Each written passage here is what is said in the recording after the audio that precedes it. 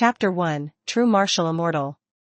In the true martial realm, the sound of battle cries shook the heavens, smoke and fire billowed into the sky, and the flames of war spread everywhere. In the air, two great factions faced each other.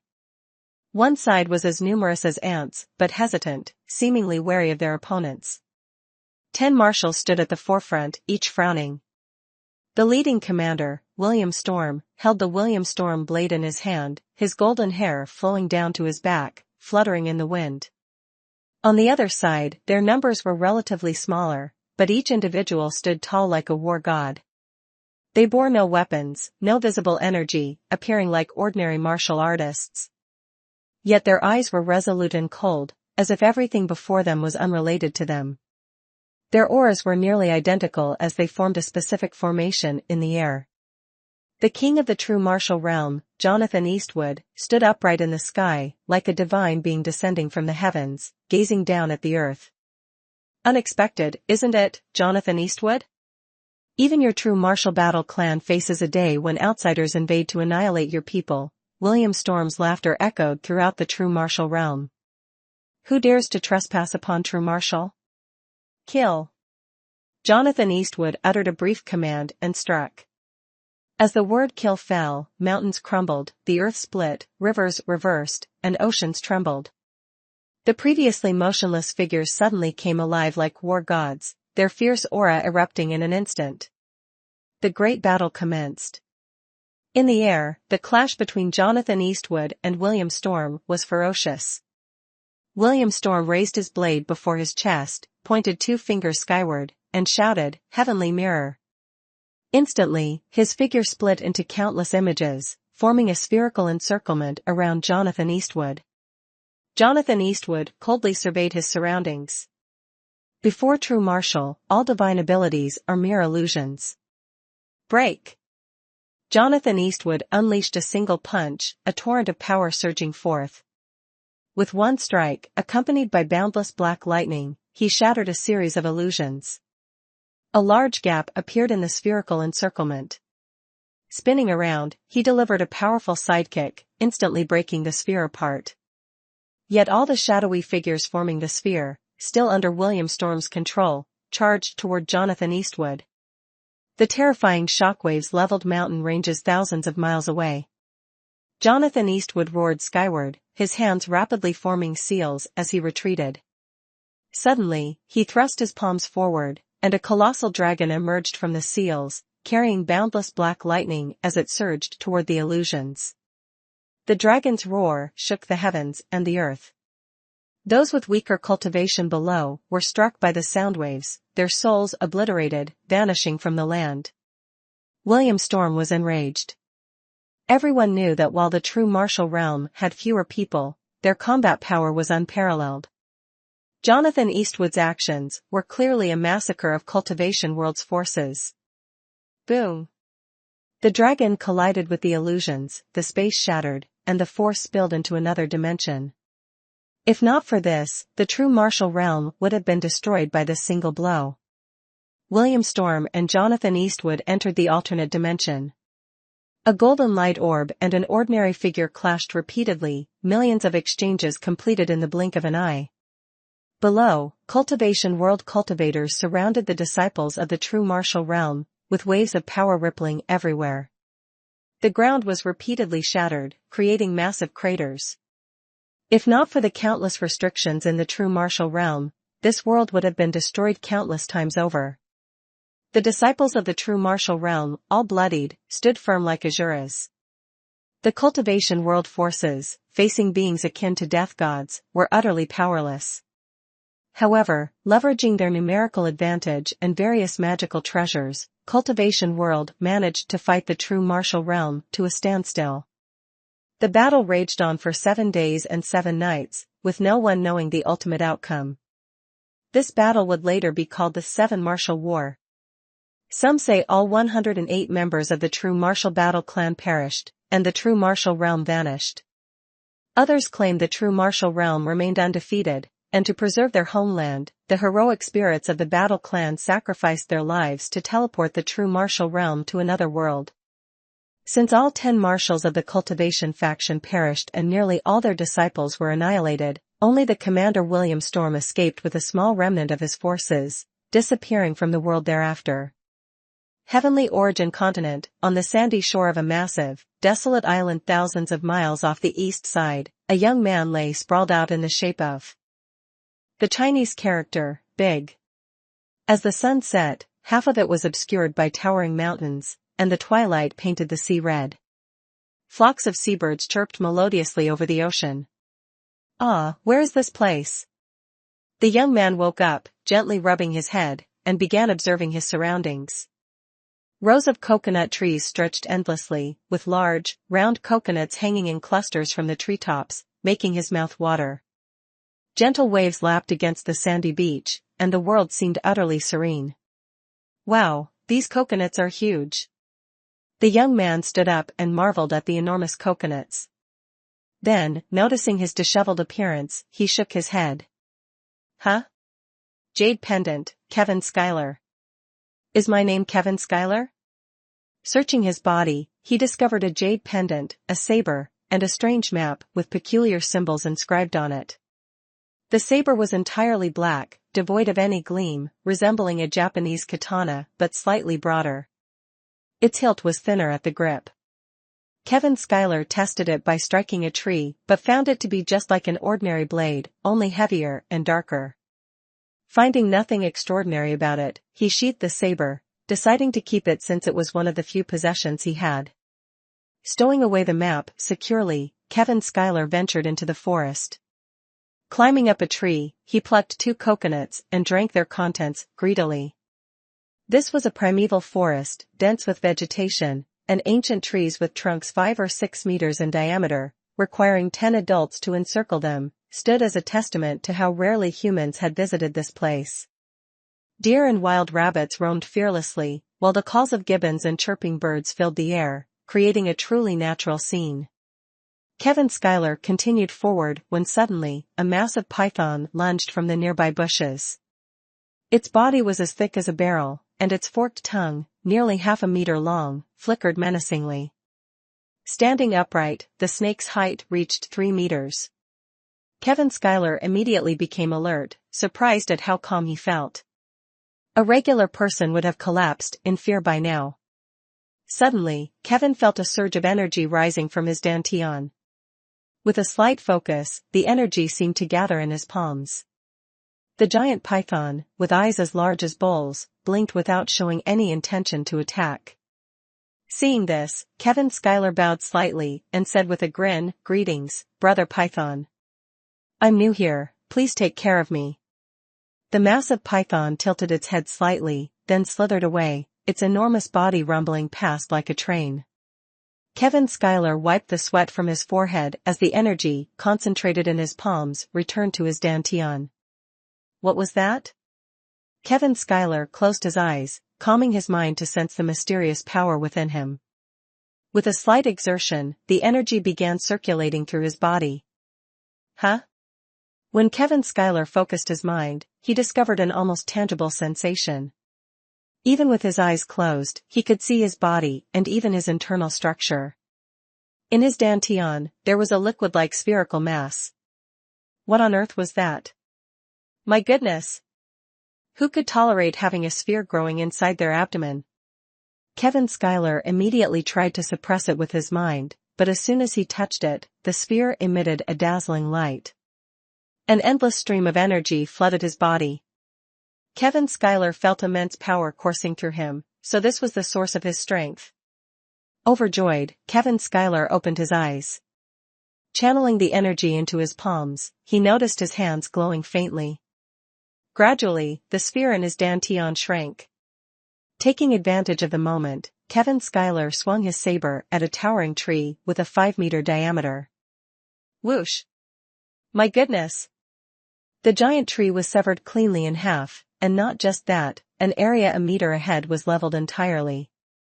Kevin Schuyler was astonished. It seemed he was quite powerful after all. True martial, undying, undying. At that moment, a faint voice echoed. Who's there? Kevin Schuyler, slightly fatigued from his earlier strike, moved toward the source of the voice.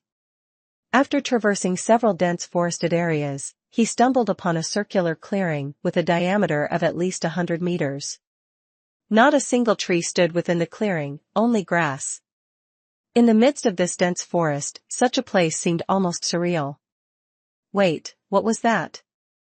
At the center of the clearing stood a simple straw hut, utterly ordinary in appearance. Without hesitation, Kevin Schuyler dashed toward the hut. The voice had come from within. When he was about 10 meters away from the hut, Kevin Schuyler suddenly felt as though he had stepped into a quagmire. His movements became sluggish and labored. Struggling to take a few more steps, he realized he could not advance any further. Moreover, an invisible pressure emanated faintly from the hut, a natural force that seemed effortless yet overwhelming. Kevin Schuyler summoned his strength, attempting to push forward. Boom! A figure burst through the door of the hut, striking Kevin Schuyler squarely in the chest with a single palm. He was sent flying backward, nearly spitting blood. Quickly regaining his composure, Kevin Schuyler focused his energy to heal the injury in his chest. However, as soon as he steadied himself, he was utterly shocked. Standing before him was someone who looked exactly like him, not just in appearance, but even in clothing. The only difference? This doppelganger did not carry a black blade. Why? Kevin Schuyler was furious and shouted, "Who are you?" The opponent did not respond, merely letting out a cold snort before charging forward like lightning. Their fist clenched, carrying a faint purple glow, struck towards Kevin Schuyler. Startled, Kevin Schuyler stepped back, channeling all his strength into his right fist. After retreating one step, he countered with a punch aimed at the mysterious figure. Boom! A powerful collision ensued. Kevin Schuyler staggered back more than 10 steps, while the opponent showed no signs of retreating, instead pressing forward. Kevin Schuyler was infuriated to the extreme. The opponent inexplicably bore an exact resemblance to him and attacked without uttering a single word, truly unsettling. However, as Kevin Schuyler tried to gather his strength, he noticed the energy orb in his dantian had shrunk, making it increasingly difficult to harness his power. Damn it! While Kevin Schuyler was contemplating his next move, the ordinary black blade at his side began to tremble as if it wanted to escape its sheath. You want to come out?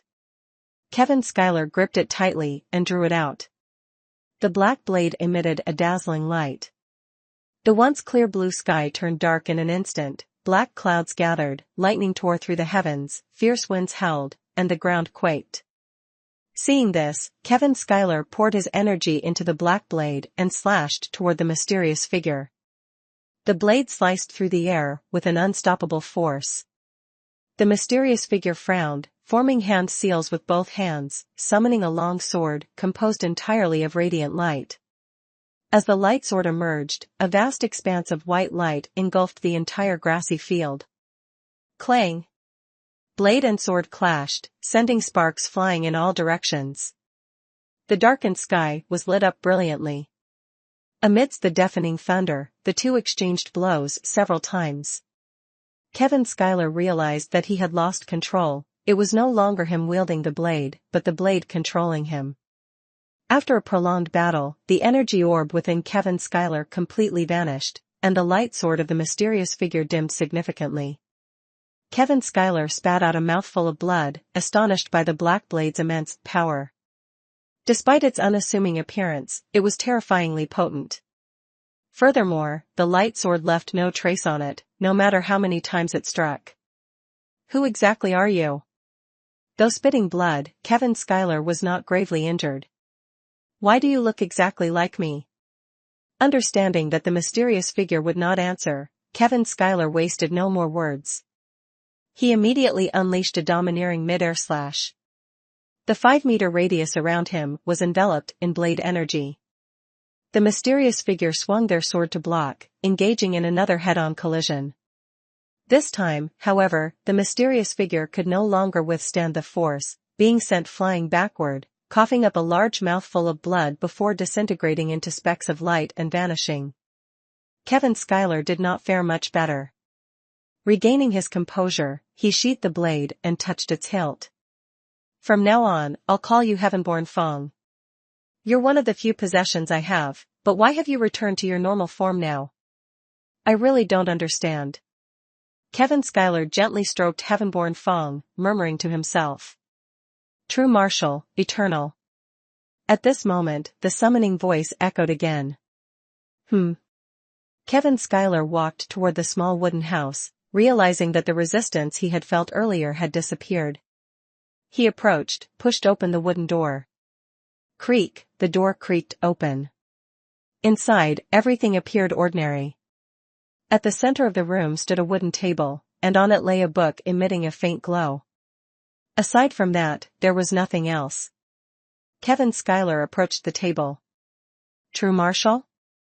The book's cover bore only these two words, but where was the voice coming from? With curiosity, Kevin Schuyler opened the book. The moment it was opened, the entire book burst into radiant light, illuminating the modest hut with a golden brilliance. Kevin Schuyler suddenly felt as if he had been transported to another world, a boundless darkness, devoid of anything. In the distance, a single point of light emerged.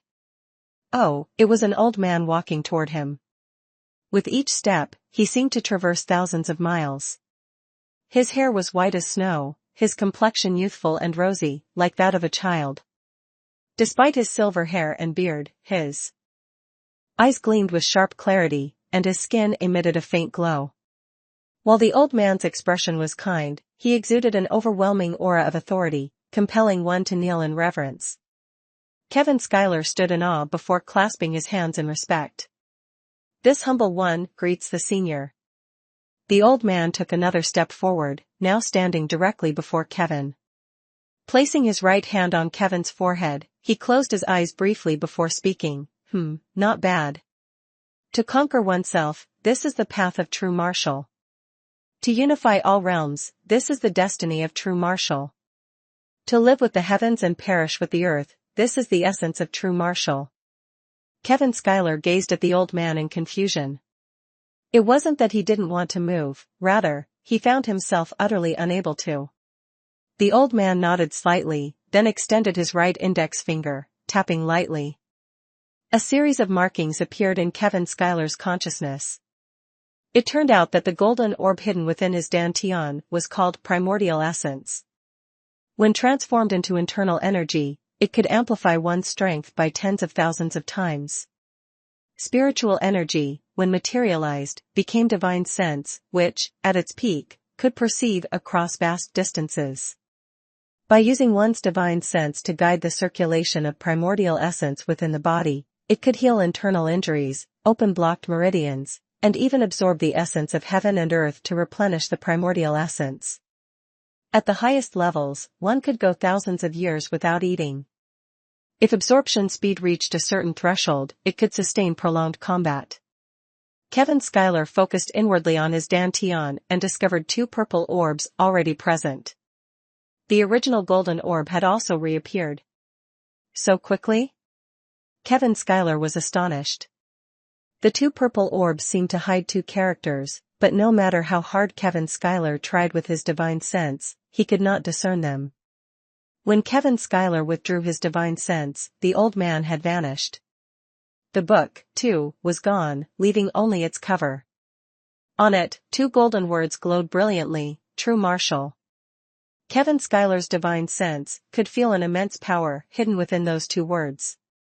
What did true martial truly mean? Kevin Schuyler was filled with questions. Chapter 2, The First Companion. Kevin Schuyler carried his doubts as he left the grassy field and the thatched hut, concealing two radiant golden characters.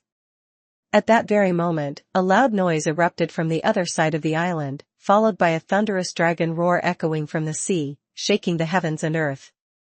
Kevin Schuyler covered his ears, but still staggered from the vibrations. He quickly channeled his inner energy to shield himself, feeling slightly better. From the sea, a dark cloud approached. No, it was dragons. My goodness, so many dragons, filling the sky and casting a massive shadow while roaring deafeningly.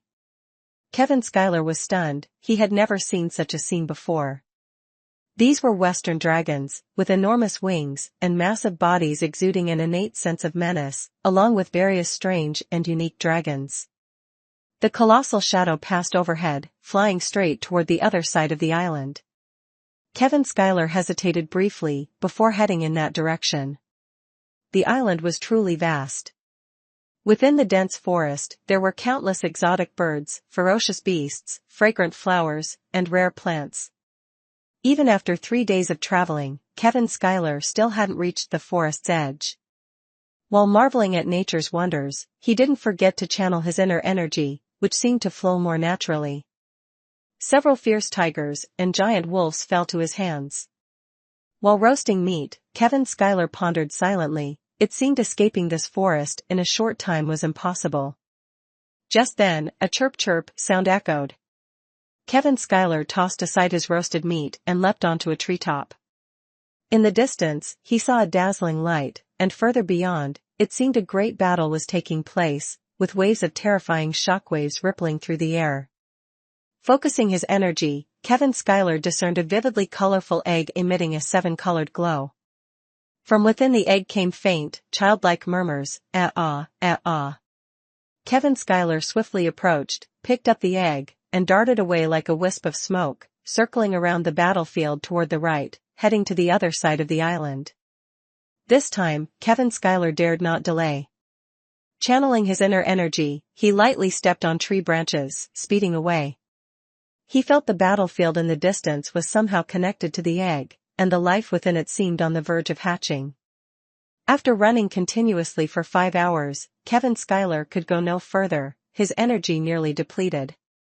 Finding a hidden cave, he placed the egg down and carefully observed it. The egg was the size of a basketball, radiating 7-colored light, and from within, a faint voice called out, ah. Kevin Schuyler leaped with joy. This was a life. He gently placed the egg down, squatting beside it, determined to see what would emerge. His eyes sparkled as he rubbed his hands, drooling slightly while staring at the egg. Even its shell, with its 7 colors, was extraordinary. Days passed, 1 day, 2 days, half a month went by. Though Kevin Schuyler said nothing aloud, in his heart, he cursed the egg thousands of times. Hurry up and hatch. Every day you make noise, but still no sign of you emerging. Kevin Schuyler had tried breaking it open, but even his full strength left no mark. Ultimately, using the heaven-born phone to slash at it had no effect either. Losing hope, Kevin Schuyler picked up the egg and headed toward the island's center. Since the egg was so tough, he thought it might make an excellent shield in the future. Kevin Schuyler exerted all his strength, traveling for over 10 days, before finally arriving at a flat expanse of land. My heavens, everywhere was strewn with dragon corpses, and dragon blood had dyed the ground a deep crimson. Even though the sky had cleared, Kevin Schuyler still felt an eerie chill. In the distance, massive mountain ranges were severed, and colossal craters with diameters spanning dozens of meters dotted the area, sending shivers down his spine. Gigantic dragon remains lay scattered everywhere. It took Kevin Schuyler quite some time to regain his composure. After walking forward several hundred meters, he immediately sensed something was off. Suddenly, a terrifying wail echoed, and an enormous ghostly figure emerged from the ground, charging straight at Kevin Schuyler. Without hesitation, Kevin activated his inner energy and fled. Are you kidding me? That wail could shake the earth itself. How could he possibly contend with such a ghostly entity? But the speed of the ghost was beyond anything he could match. In the blink of an eye, it was upon him. Kevin Schuyler mustered all his strength and hurled a multicolored egg toward the ghost. The egg, radiating a 7-colored brilliance infused with Kevin's inner energy, streaked across the sky like a meteor and struck the ghost directly. The ghost's horrific wailing abruptly ceased, and from within the egg came a faint ee-ah sound, instantly obliterating the ghost into nothingness. Initially, Kevin Schuyler had planned to flee, but seeing the egg's astonishing power, he turned back to pick it up. The moment he touched it, the egg emitted a radiant light that illuminated the entire land and sky with dazzling brilliance. Suddenly, the egg became the center of a massive vortex. Dragon blood in the surrounding area was rapidly absorbed, and the elemental energy of heaven and earth within a radius of 1,000 meters converged toward the egg. Kevin Schuyler immediately began channeling his inner energy, unlocking unknown meridians and acupoints, absorbing the elemental energy. However, after a short while, he realized he was on the verge of exploding and had to stop. The egg, on the other hand, showed no restraint, absorbing for over 10 minutes, before finally stopping. At last, the egg began to crack. Kevin Schuyler rubbed his hands together, ready to witness the birth of this small creature. The egg split down the middle, with the crack growing longer and eventually spreading across the entire egg. The land and sky were bathed in countless rays of light, with celestial mist swirling around, as if all of it was drawn to this tiny being. Suddenly, a distant dragon's roar seemed to be approaching. Kevin Schuyler grabbed the egg and quickly fled. Under the shade of a massive tree, he turned back to take a look and finally stopped. Crack, crack, the egg shattered, and pieces of the shell fell away, revealing the tiny creature within. What kind of monster is this? It resembled a fox, but had a pair of sharp claws. These claws didn't seem to belong to a fox at all. What kind of monster is this? Kevin Schuyler asked as soon as he opened his mouth. The tiny creature, just born, showed no signs of panic. It glanced around before its gaze settled on Kevin Schuyler.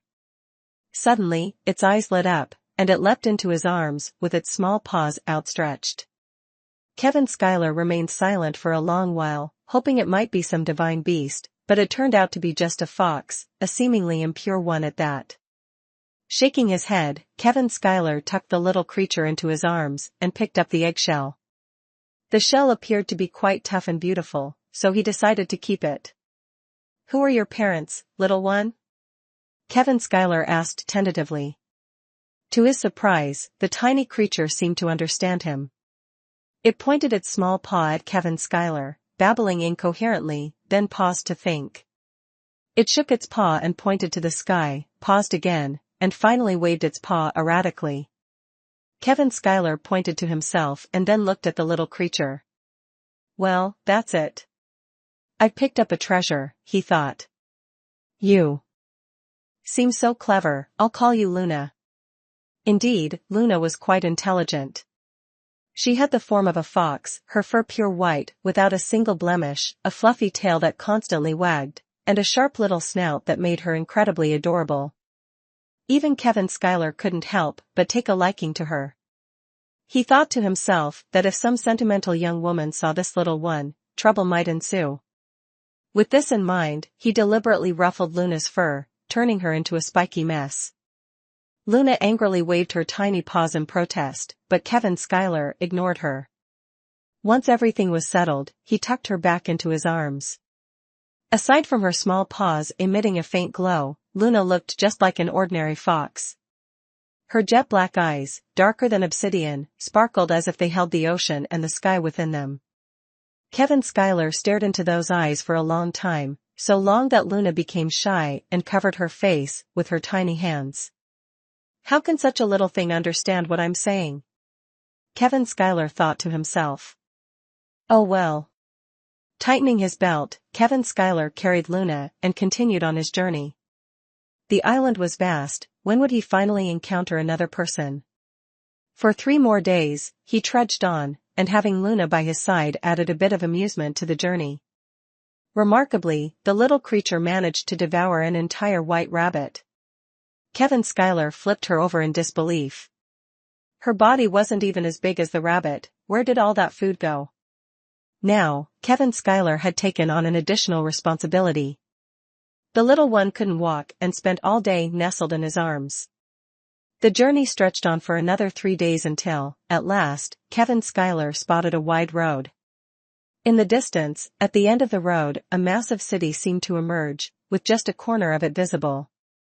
Overjoyed, Kevin Schuyler hurried toward the city, finally seeing signs of human life. Gently patting the sleeping Luna in his arms, Kevin Schuyler set off toward the city. ###Chapter 3, Heavenly Emperor City. A vast road stretched out like a dragon before Kevin Schuyler. In the distance, a massive fortress loomed faintly into view. Kevin Schuyler strode forward with swift steps, heading toward the fortress.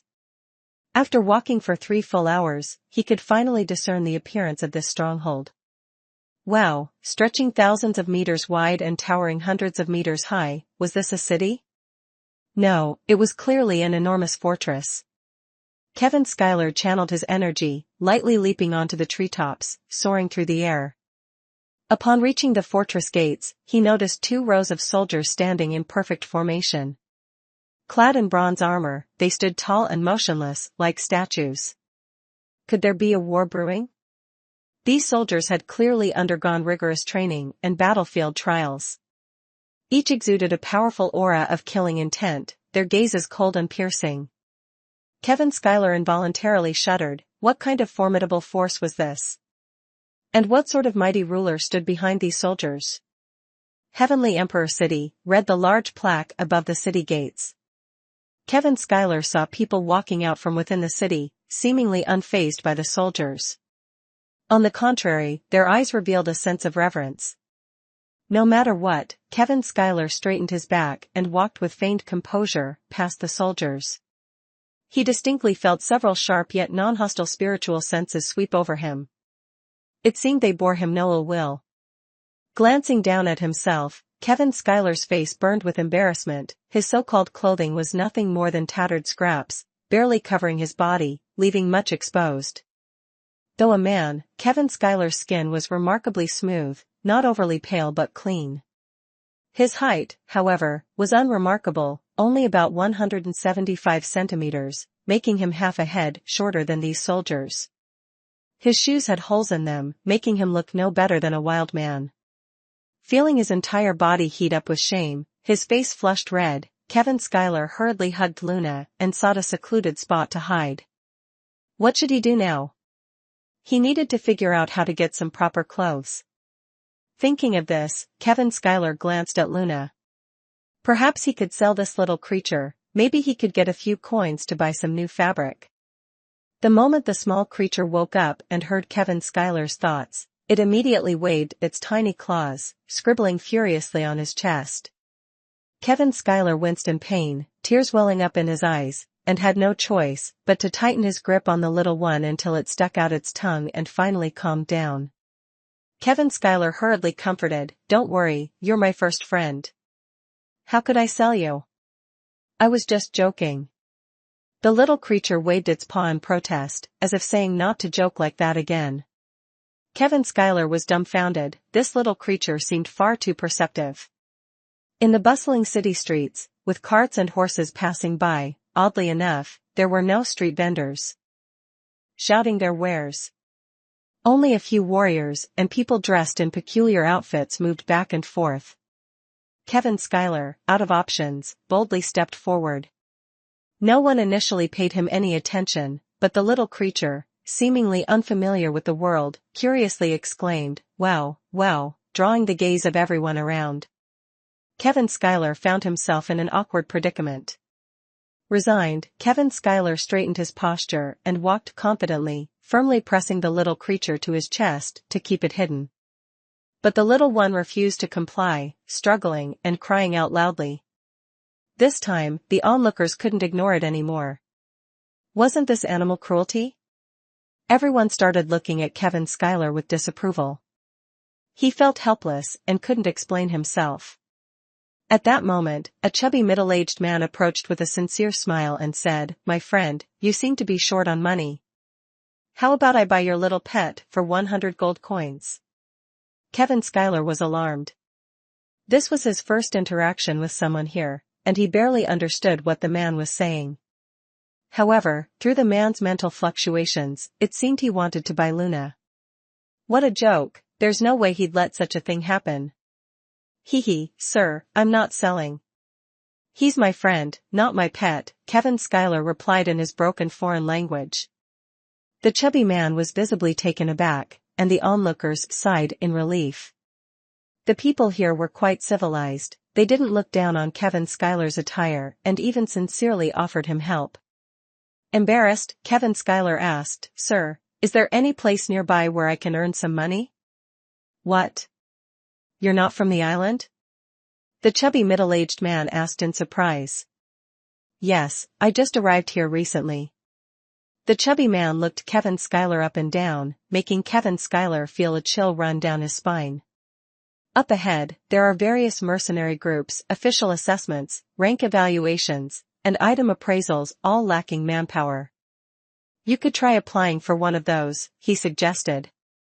Kevin Schuyler found it quite difficult to converse with the chubby man. He had to use his spiritual sense to interpret the mental fluctuations of the man while clumsily speaking the local language. After thanking him, Kevin Schuyler headed straight in the direction the man had pointed. In a private room of a nearby tavern, a burly man, clad entirely in golden silk, leaned slightly back in his chair, giving orders to several subordinates. "Send someone to follow him. Investigate his background and his intentions." "At your command," a shadow in broad daylight disappeared without a trace. Kevin Schuyler arrived at a vast square nearly 1,000 meters wide. The square was circular, surrounded by various small buildings resembling shops. Kevin Schuyler glanced around. It's over," he couldn't recognize a single word. The flags and signs hanging around were all unfamiliar to him. "It's over." It seemed that if he couldn't find a guide, staying here would be impossible. The people here seemed kind-hearted, so they probably wouldn't try to deceive him. Kevin Schuyler mustered his courage and stepped into the first building. After all, he had already embarrassed himself today, so he no longer cared. Relaxing, he walked inside. The interior contained only a single table placed in the center, resembling a medical clinic. Behind it sat an elderly man with snow-white hair, meditating with closed eyes, seemingly at peace. Not wanting to disturb him, Kevin Schuyler found a spot nearby to sit quietly and observe the old man. He tried extending his spiritual sense to see what the elder was doing, but Kevin Schuyler discovered that his spiritual sense had not yet fully developed, leaving him frustrated. Half an hour passed, then another half hour. Although Kevin Schuyler occasionally used his spiritual sense to circulate the true essence within his body, his patience was reaching its limit. Taking a deep breath, he stomped his foot and prepared to leave. "Young man, don't be so hasty. I haven't tested you yet," the elder suddenly spoke. Kevin Schuyler stopped in his tracks and turned around, saying, "Old man, are you pretending to sleep?" Kevin Schuyler silently cursed in his heart, casting a disdainful glance at the elder. Yet, he sighed deeply and politely said, "Sir, I've come to seek your guidance. I can't read the words outside, nor do I know what this place is for. Could I trouble you to give me some direction? I'm short on money and need to earn a little to support myself." The old man seemed to wear an expression of as expected, then let out a strange laugh, a sound that didn't seem fitting for someone his age. Kevin Schuyler felt as if he was being set up. This elder before him really didn't inspire any sense of security. "Don't worry, kid. I have no ill intentions toward you. If there's anything I can help you with, I'm more than willing," the old man said.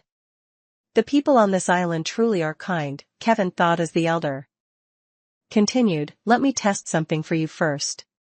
"Test what?" Kevin Schuyler asked, confused by the old man's cryptic words. "This is the wisdom test. This place of mine is meant to measure wisdom," the old man patiently explained. "What is wisdom test?" Kevin Schuyler still clearly didn't understand. The old man, though momentarily startled, quickly regained his composure. "Wisdom test is your ability to comprehend things.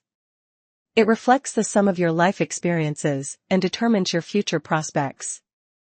Even if you are a martial artist, it is still very important." "Oh, then let's give it a try." Kevin Schuyler casually sat down. Hashtag Chapter 4, Intelligence 200? The old man grabbed Kevin Schuyler's hand, placed it onto a handprint, and said, "Don't let go until it pushes you away on its own." As soon as Kevin Schuyler's hand touched it, the handprint emitted a beam of light, firmly locking his hand in place. Surroundings shimmered, and Kevin Schuyler found himself in a room filled with tables, chairs, and a large blackboard. The old man stood on the podium, waved his hand, and strange symbols, resembling tadpoles, appeared on the blackboard. A beam of light shot from the old man's finger into Kevin Schuyler's forehead. At that moment, Kevin Schuyler began to understand what was written on the blackboard. The first question: when comparing two numbers, we get a quotient. So, when comparing two people, what do we get? The second question. The third question. Half an hour later, the old man was drenched in sweat, his palms soaked. The test of Kevin Schuyler's intellect continued. Another half hour passed, the old man trembled, his entire body drenched, and shakily found a seat to sit down. Kevin Schuyler tilted his head, clearly still pondering the previous question, completely oblivious to the old man's unusual state. The old man muttered to himself, "The system must be malfunctioning. This set of questions has been used for so many years, it's inevitable there'd be errors. I need to replace it with a new one. I already know, it's Grey Wolf, right? Only Grey Wolf would say, I will definitely come back. So the answer is Grey Wolf, isn't it? Your story is really interesting, but that pleasant goat is so annoying, always leaving Grey Wolf hungry. How can that be? At least let him have a taste, right?" The old man wiped his sweat, looking at Kevin Schuyler with eyes as if staring at a monster.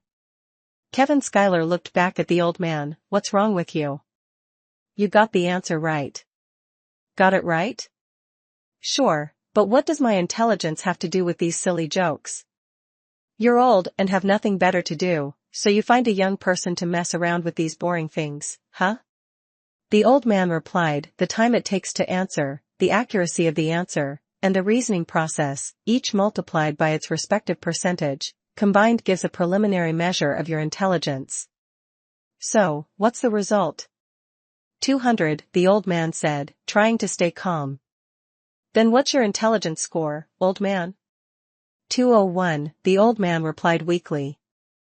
"You're higher than me, so you must be smarter than me. Hee hee, I've lived many more years than you, so this ability can grow with age." "Really? Then doesn't that mean I can still improve?" "Yes, that's correct." "Grandpa, are you all right?"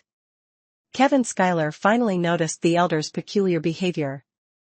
Suddenly, a flash of light appeared, and Kevin Schuyler was pushed away, returning to a place resembling the clinic from earlier. The elder handed Kevin Schuyler a map and said, "This is the layout of this square. The symbols represent its attributes. For example, this sword icon represents the weapon shop, where you can buy, sell, or repair weapons. With your intelligence, understanding this shouldn't be a problem." Kevin Schuyler felt a mix of excitement and worry. "Grandpa, could you guide me? After all, it seems like hours have passed, and no one has come to take care of your business." The elder coughed a few times and shook his head. "No, I have other matters to attend to." "All right, I'll be going then." "Thank you." Kevin Schuyler pushed the door open and stepped out. The elder immediately stood up and shouted toward the screen behind him, "Get out here. This child is under my care from now on. Go back and tell him not to bother the boy anymore." Yes, understood." The elder calmed himself and muttered, "This child is no ordinary one. I must ensure no one takes advantage of him." With that, the elder waved his hand, and a dark light flashed. A tall figure appeared in midair. "Diana Blake, go protect that child. Do not interfere in his normal life, but ensure no one deceives or exploits him. He has his own tribulations to face. Do not assist him, but under no circumstances allow anyone to use his innocence to harm others. Understood?" "Yes, Grandpa." The shadow vanished into thin air. The elder sighed to himself, "I've wasted so many years of my life. At this age, I still think I can take pride in anything." Sigh. He reopened an old intelligence report. Ranked first with a score of 120 was the elder's disciple, Xing Tian, while the others were below 110. Although intelligence can grow with age and may initially be overlooked, the child's temperament seems problematic. I need to investigate further. That sword also doesn't seem ordinary. The elder sank into deep thought. Hashtag Chapter 5, Strategy Experimentation. Kevin Schuyler carried Luna while following the directions on the map. Suddenly, he noticed a small room where a group of young men and women, around his age, were gathered around a middle-aged man. Intrigued, Kevin Schuyler approached them. Strangely, all the young people were motionless, their bodies stiff, eyes tightly shut, and hands forming a peculiar gesture. Kevin Schuyler, puzzled, was about to ask a question. The middle-aged man suddenly appeared right in front of him. "Ah, young man, you've come to test your battle strength too, haven't you? Come over here." The middle-aged man had a robust and imposing figure, his face adorned with a full beard, but now he politely poured tea and invited Kevin Schuyler to sit. What's with your clothes?" "Oh, I see, you must have just finished a mission, and they got damaged, right? You're quite something, though, your clothes are all torn up, yet you're completely unharmed." Kevin Schuyler looked at the middle-aged man, speechless. He used his mental strength to mimic the man's tone, managing only a faint, am. In truth, he had nothing to say, so he simply nodded. The middle-aged man clearly noticed Kevin Schuyler's unusual voice, but chose not to comment. "Oh, this little fox is quite nice, but when you're being tested, leave it outside, all right?" The middle-aged man had spotted Luna, who was fast asleep in Kevin Schuyler's arms. Feeling a bit uneasy, Kevin Schuyler nervously and carefully placed Luna into a nearby box. The middle-aged man scratched his head and changed the subject. "Ah, right, my name is Michael Carter. I'm the battle strength examiner for Heavenly Emperor City. You came here to get tested, didn't you?" My name is Kevin Schuyler," Michael Carter said as he pulled out a scroll. "This must be your first time here. Let me teach you how to use this scroll." Kevin Schuyler observed it carefully, memorizing every detail. He then unrolled the scroll, formed a hand seal, and chanted, "Seal art, illusion test, activate." Yet, nothing happened. Michael Carter and Kevin Schuyler exchanged glances. Michael's previously surprised expression turned neutral. "Haha, it's fine. Everyone's first time is like this." Before Michael could finish his sentence, Kevin Schuyler suddenly found himself standing in a large plaza. Other young individuals from outside were there too. So that's how it works. It seems everyone entered here through the scroll, Kevin thought to himself. A voice suddenly echoed, "Please follow the instructions. Step 1, strike the large drum in front of you with all your strength." A massive drum emerged from the ground. Kevin Schuyler pondered for a moment, then gathered his internal energy. His powerful spiritual force guided the energy to concentrate in his hands. The wind held around him, forming an imposing aura. "Ah!" Kevin shouted, channeling all his power into a strike against the drum. Boom! Thrum! The sound echoed throughout the plaza. The recoil sent Kevin Schuyler flying backward over 10 meters, dislocating his hand in the process. He landed painfully on the ground but quickly pressed his left hand against the injured one. Phew! He sighed in relief as he managed to reset the joint. Strength Index, 40. Step 2, quickly evade the oncoming projectiles.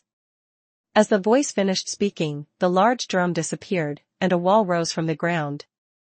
The wall was riddled with holes, emitting a chilling killing intent.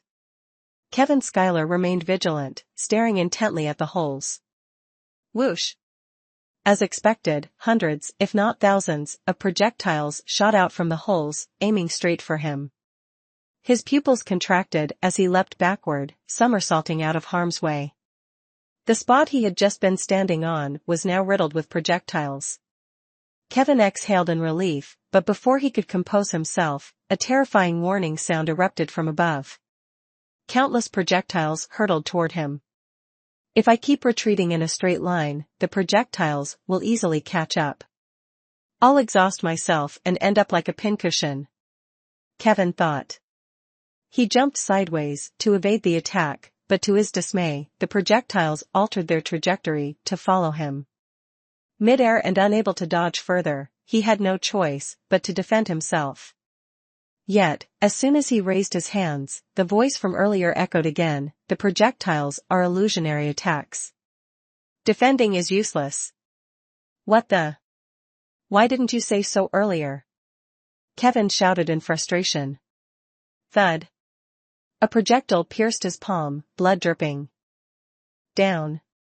Kevin crouched in pain, barely catching his breath, before another wave of projectiles came flying toward him. He looked up. Speed index, 50. Step 3, use any combat technique of your choice.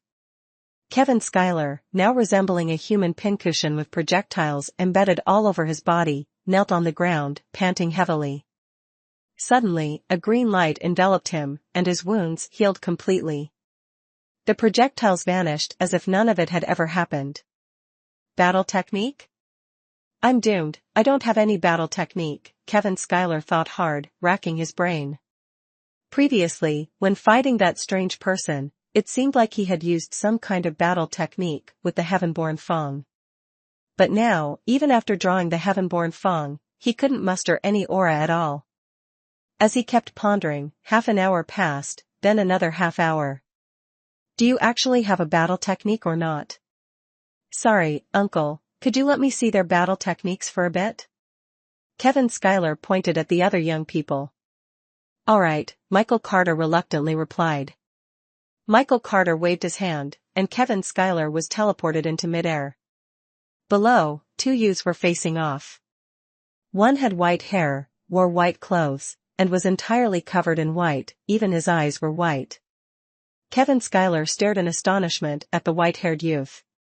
He held a long sword about 120 centimeters in length, with his left index and middle fingers pressed together, seemingly forming a sword seal.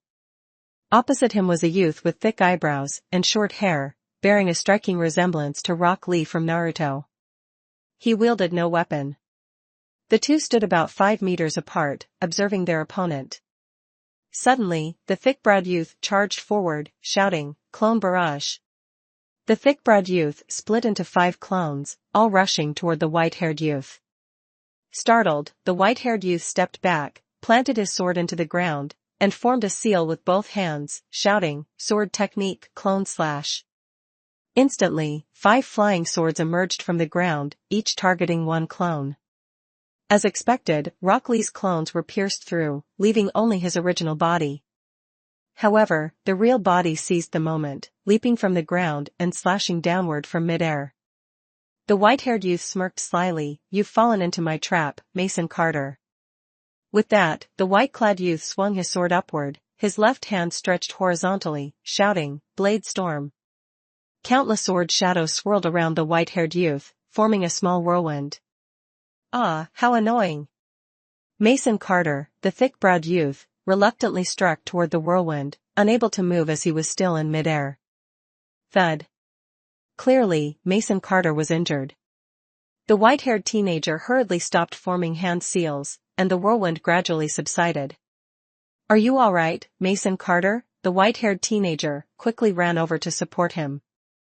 "Don't worry, it's not the first time. But losing to you repeatedly, I really can't accept it." "Hee hee, don't scare me. I was just lucky," Mason Carter replied. It was evident that the two were very familiar with each other. Without realizing it, Kevin Schuyler had already returned to the square. "I say, it's your turn now." Kevin Schuyler snapped out of his thoughts. It turned out that everyone was watching him. At this moment, Kevin Schuyler was truly nervous. What should he do now? Calmly thinking, he recalled how Mason Carter had earlier forced the elemental energy out of his body, then used his spiritual power to control it and form a clone for the attack. Meanwhile, the white-haired teenager had directed elemental energy through his sword into the ground, triggering an eruption. Such techniques required immense control and powerful elemental energy. With his current abilities, Kevin Schuyler couldn't achieve that. Once his elemental energy left his body, his spiritual power couldn't control it properly, and he could only barely form an elemental energy bullet. With that thought, Kevin Schuyler clasped his hands together and slowly separated them. A sphere of elemental energy began to form, growing to the size of a soccer ball. Sweat poured down Kevin Schuyler's face as he struggled to lift the soccer ball. It must not move, or I'm done for. Kevin Schuyler's combat technique, Dragon Orb, was now in action. He jumped into the air, and Dragon Orb flew forward. Boom! A loud explosion sent dust flying everywhere. About 10 minutes later, Kevin Schuyler crawled out of the dust and dirt. Wow! Ahead of him, about 20 meters away, was a massive crater with a radius of 2 meters and a depth of 5 meters. Overjoyed, Kevin Schuyler jumped up and down. Looks like I'm still pretty amazing after all. Oh, Kevin Schuyler suddenly realized that the young people around him were looking at him as if he were a monster, all sharing the same expression. It seems their thoughts at this moment are unanimous, which is why. They had the same expression, he thought. After a few seconds of silence, a sudden flash of light appeared in the sky, and Kevin Schuyler, along with everyone else, returned to the small pavilion. In the center stood an elder, holding a stack of papers in his hand. Hey, are you stupid or what, using Kai energy to attack directly? A young man quietly approached and spoke. Kevin Schuyler thought for a few seconds and realized that the people here referred to the combination of spiritual power and essence as Kai energy. Doing so not only consumes a lot but is also slow. On the battlefield, it's basically useless. Kevin Schuyler thought to himself, indeed, using Kai energy like that consumes too much and can't even hit the enemy. Would the enemy just stand there waiting for me to attack? Even if they did, I probably wouldn't be able to land a hit. Thanks, brother. I didn't have any other choice, my master kept urging me. Hee, that's just how Master Michael Carter is, completely impatient. Hey, you two little brats, what are you babbling about? Hurry up and come here to receive your scores. Yes, master, we're coming. Alright. Blake Carter, Strength 50, Speed 75, Combat Skills 120, Total Combat Power 85. Wow, so handsome. Amid the cheers of the female disciples, the young man named Blake Carter smiled as he received his score sheet. He walked over to Mason Carter and gave a slight grin, signaling it was his turn. Mason Carter, Strength 55, Speed 80, Combat Skills 100, Total Combat Power 80. Mason Carter shook his head, holding his achievement sheet. As usual, my treat.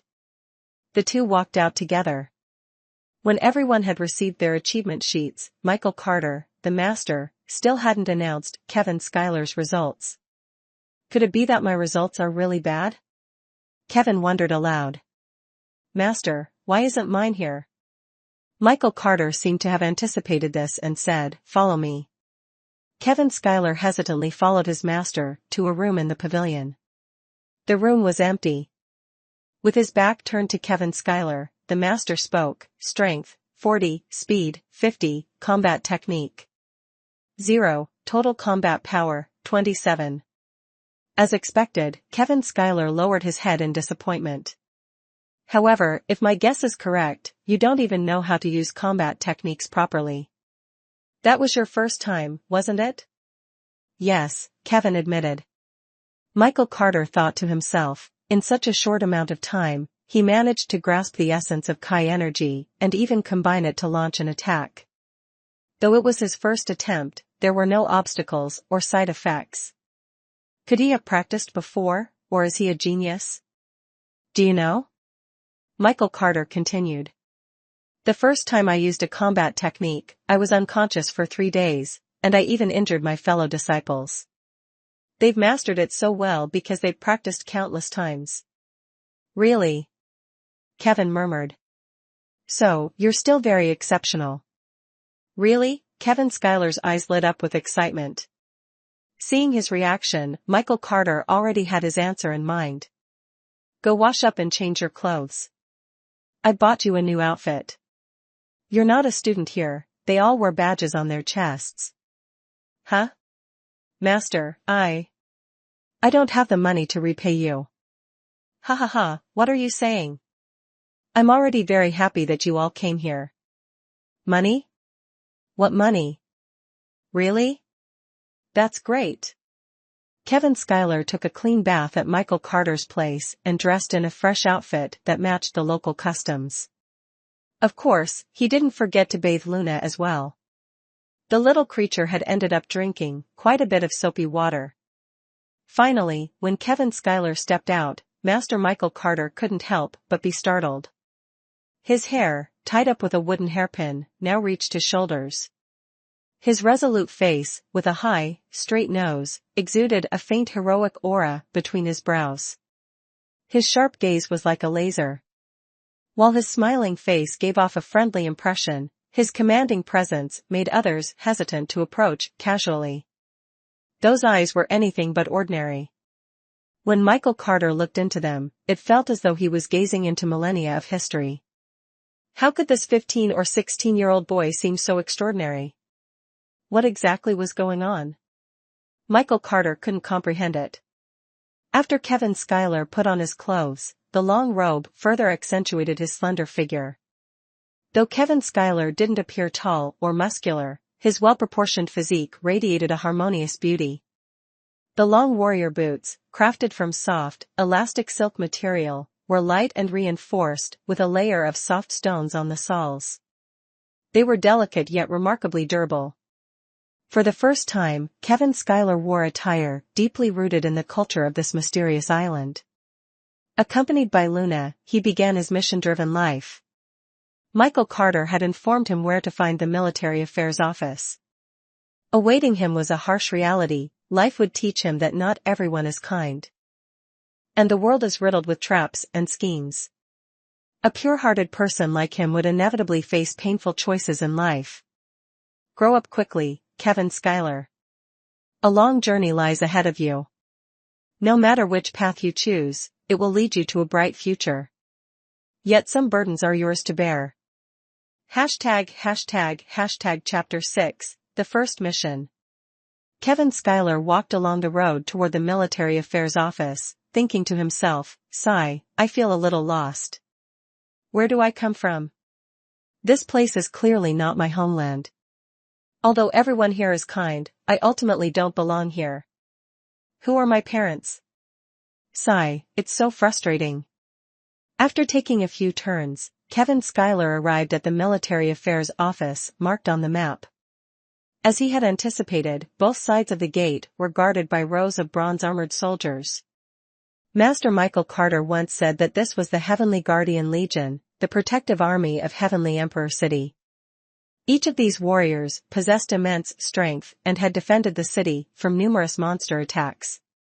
Speaking of monsters, Michael Carter had mentioned that to the north of Heavenly Emperor City lay a mysterious dense forest, home to various kinds of beasts. They had launched several large-scale attacks in the past, but were always repelled by the city lord leading the Heavenly Guardian Legion.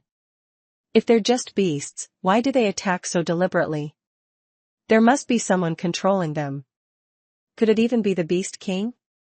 Kevin Schuyler wondered. Having witnessed the imposing presence of the bronze-armored warriors once before, Kevin Schuyler no longer felt as intimidated as he initially did. Walking through the gate of the military affairs office, a vast courtyard unfolded before him. The square-shaped courtyard had walls on three sides, adorned with scrolls and information boards. Opposite the entrance, there was a passageway that seemed to lead to a building at the back. The courtyard was bustling with activity, filled with people of all kinds. The noise was unending: some were hawking wares, others grumbling about meager mission rewards, and still others bartering goods. No one seemed to notice Kevin Schuyler's arrival. Judging by their attire, everyone seemed to wear the same uniform.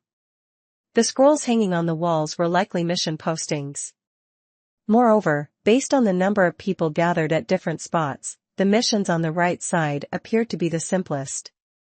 Otherwise, why would the left side of the opposite wall have only 2 scrolls with no one standing beneath them? Those must be the hardest missions, ones no one could complete. The rankings likely corresponded to mission difficulty. The hardest was S rank, followed by A, B, C, and D. Looking at the other walls, there were recruitment posters for mercenaries, team formation notices for completing missions, and barter advertisements. Kevin Schuyler noticed many young men and women around his age standing near the C and D-ranked missions. Those who could take on B or A-ranked missions were mostly middle-aged or in teens. Kevin Schuyler rubbed his not-so-full stomach and muttered, "I need to make some money for food quickly. Whether I came from Fire Planet or Moonsphere, I still need to fill my stomach first." With that, Kevin Schuyler walked toward the D-rank mission area. Since there weren't many people, he easily reached the front and casually grabbed a scroll. "Missing coffee cat, Catherine Morgan's precious pet has mysteriously disappeared. It's been 3 days with no trace. Please help her find her pet so the elderly woman doesn't have to endure her old age and loneliness." Ugh, come on, it's just finding a cat. Does this really need to be posted as a mission? Well, you're mistaken then. Kevin Schuyler turned his head to the right, and a simple, honest face appeared before him. The speaker was a young man with a square-shaped face, standing over 180 centimeters tall, broad shoulders, a slim waist, and a short buzz cut that exuded energy.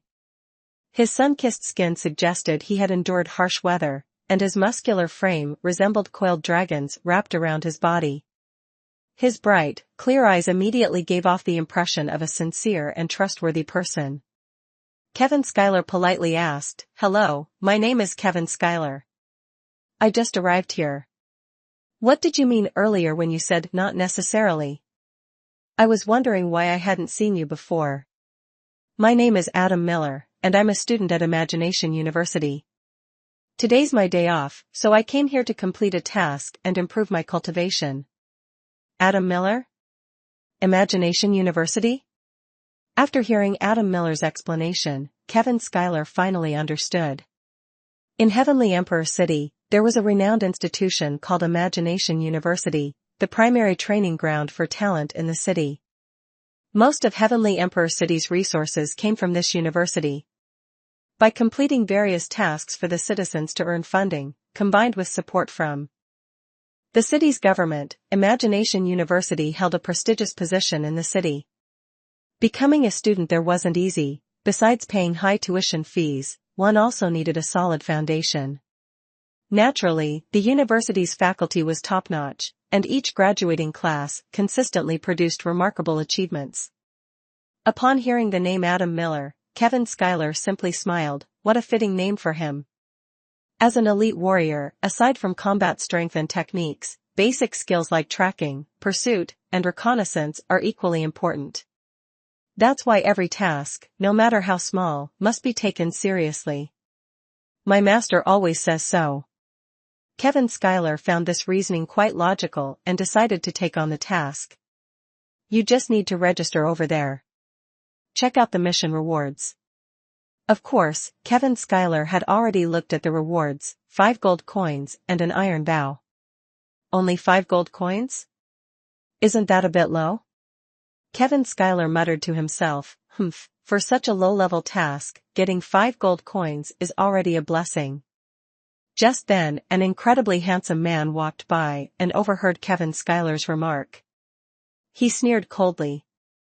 Kevin Schuyler looked up to see a fair-skinned young man with a slender figure, a high, straight nose, and an air of disdain for everything around him. With his hands in his pockets, he walked past arrogantly.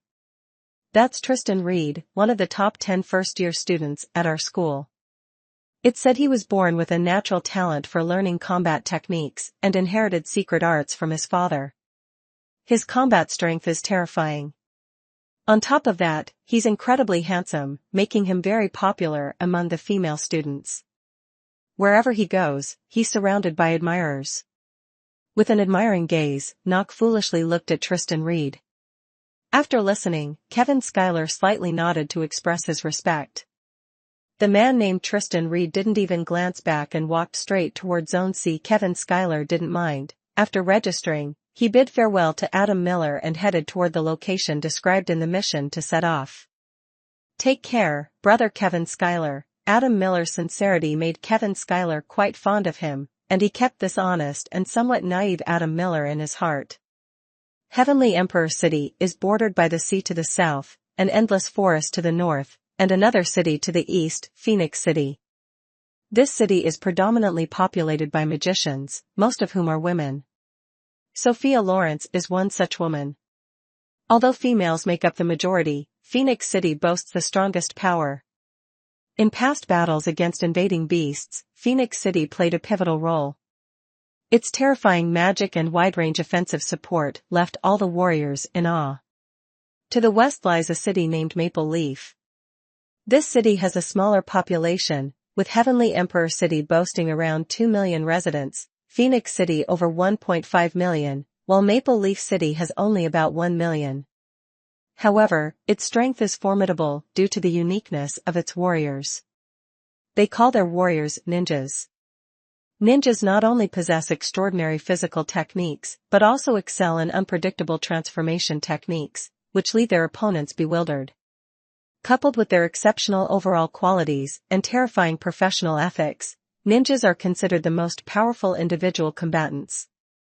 When fighting as a group, they elevate teamwork to its utmost potential. This is why they are able to stand against the two major cities.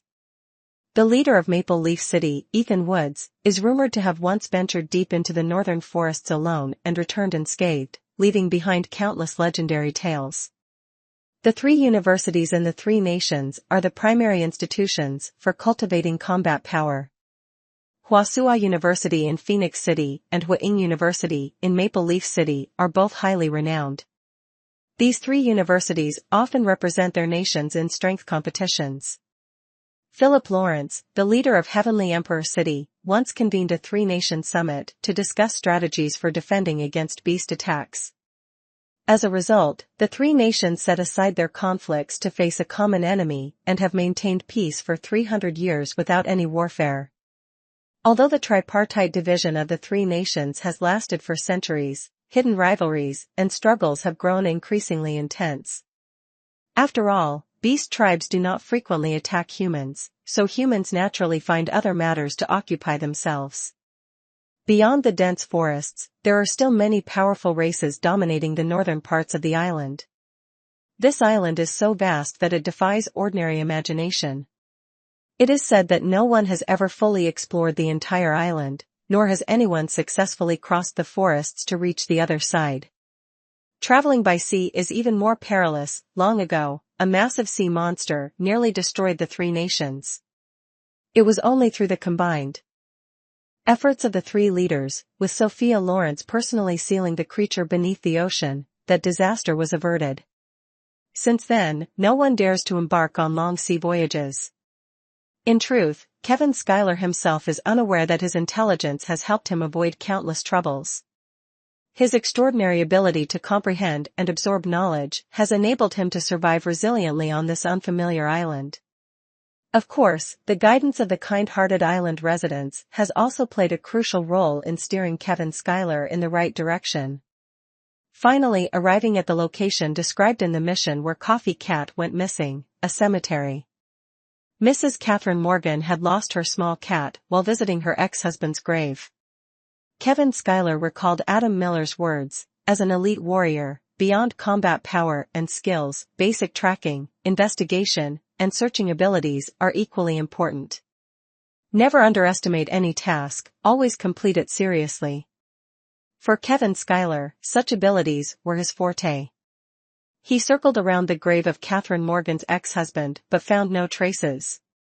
Coffee Cat, being relatively large, agile, and having a good relationship with Mrs. Morgan, was unlikely to have wandered off unnoticed. The chances were high that it had been abducted. If so, its sharp claws might have left scratch marks, likely behind Mrs. Morgan. As Kevin turned, he seemed to visualize the scene and headed toward the nearby woods. Indeed, behind a few small trees, faint scratch marks from a cat stood out. Though not very clear, Kevin's sharp eyes confirmed to himself that these were signs of a struggle. Judging by the depth of the scratches, the cat hadn't been injured. The progression from shallow to deep marks indicated it had been carried off from the front. Kevin leapt forward, tracking faint traces, for nearly half an hour until he reached a stone forest. towering rock formations of various shapes stood densely together. After circling the area, Kevin discovered it was a labyrinth, difficult to navigate once inside. However, Kevin instinctively sensed direction with ease. After careful searching, a massive cave appeared before him. Hiding behind a rock, Kevin observed stealthily. If a creature resided in this cave, its size would likely be at least 3 meters tall. Judging by the large claw marks on the rocks near the cave entrance, it was unlikely to be a herbivore. Focusing his vision, Kevin noticed the cave extended deeply, with cold winds blowing from its entrance. He was certain Coffee Cat was here, though whether it was inside the cave remained uncertain. After a moment's hesitation, Kevin decided to venture in and find out. Inside, the cave was dark, its walls made of solid granite. It appeared to be a natural formation, but its depth was astonishing. Kevin Schuyler gently stepped inside, feeling the cold air rising from the ground. Droplets of water fell rhythmically from the cave ceiling, creating a crisp and resonant sound. Kevin Schuyler heightened his senses to their maximum sensitivity. In such a perilous situation, even a moment of carelessness could cost his life. As he ventured further into the cave, a faint meow echoed softly. So, it really is here. Kevin Schuyler confirmed that the small cat was inside the cave and seemingly unharmed. But what exactly was going on? As Kevin Schuyler prepared to move forward, he suddenly sensed that some creature within had become aware of his presence. Though unsure why he felt this way, he instinctively stepped back. Sure enough, a terrifying crescent-shaped killing force struck the spot he had just been standing on, shattering the solid granite. Kevin Schuyler took a sharp breath. If that had hit him, would he have survived? Without hesitation, Kevin Schuyler unleashed a palm strike, sending small stones flying toward the unknown creature. As the dust settled, 2 enormous lantern-like eyes appeared before him, their golden irises encasing blood-red pupils. This time, Kevin Schuyler didn't hesitate, he turned and ran. It was absurd, a creature this massive, with claws so razor-sharp. Just as Kevin Schuyler reached the cave's entrance, the monstrous claws closed in from behind, piercing through his body. Suspended in midair, Kevin Schuyler stared in agony at the claws impaling his chest, fresh blood dripping down. Demon Cat. With a thud, Kevin Schuyler's body dissolved into a puff of smoke. Above the cave entrance, a shadowy figure descended, wielding a black longsword. The demon cat swiftly recoiled, retreating into the cave to evade the attack. The figure landed and immediately dashed forward, their blade infused with Kai energy, slicing through the air with deadly precision toward the demon cat's neck. Unexpectedly, the demon cat didn't dodge, but counterattacked instead, its claws glowing with a sinister black light as they clashed directly with the black blade. The dark aura radiating from the claws proved this was no ordinary strike. Clang! The shadowy figure was forced backward, giving the demon cat the opportunity to lunge forward. Man and beast clashed fiercely at the cave entrance. The shadowy figure was none other than Kevin Schuyler. Before entering the cave, Kevin Schuyler had anticipated danger and mimicked Mason Carter's technique to create a decoy. Unfortunately, Kevin Schuyler's spiritual energy was limited and couldn't fully control the decoy. He had to mold a humanoid figure from mud, infuse it with Kai energy, and let it scout ahead. While he couldn't control it directly, it served its purpose as a probe for the unknown. Now, Kevin Schuyler finally saw the true form of the cave's master, a massive demon cat, approximately 3 meters tall and 5 meters long, with razor-sharp fangs half a meter long jutting menacingly from its mouth. Its body was covered in patches of fur, its thick coat bristling with hostility. Its terrifying claws gleamed coldly, ready to strike, while its 1 meter long tail swayed ominously. With its sinuous, agile movements, Kevin Schuyler could imagine the cat's speed and destructive power. One thought filled Kevin Schuyler's mind: run. Though his mind screamed to flee, Kevin Schuyler outwardly remained calm. Kai energy enveloped his body, ready to launch an attack at any moment. Meanwhile, his thoughts raced, trying to devise a plan. A direct confrontation was clearly out of the question, yet running seemed equally futile, given the speed he had just witnessed. What to do? What to do? Before Kevin Schuyler could think much, the demon cat let out a long roar. Though not loud, the sound was piercing, causing eardrums to ache and his mind to spin. The demon cat leaped forward, launching an attack, its right claw raised and aimed at Kevin Schuyler. His pupils shrank as he jumped backward, narrowly dodging the strike.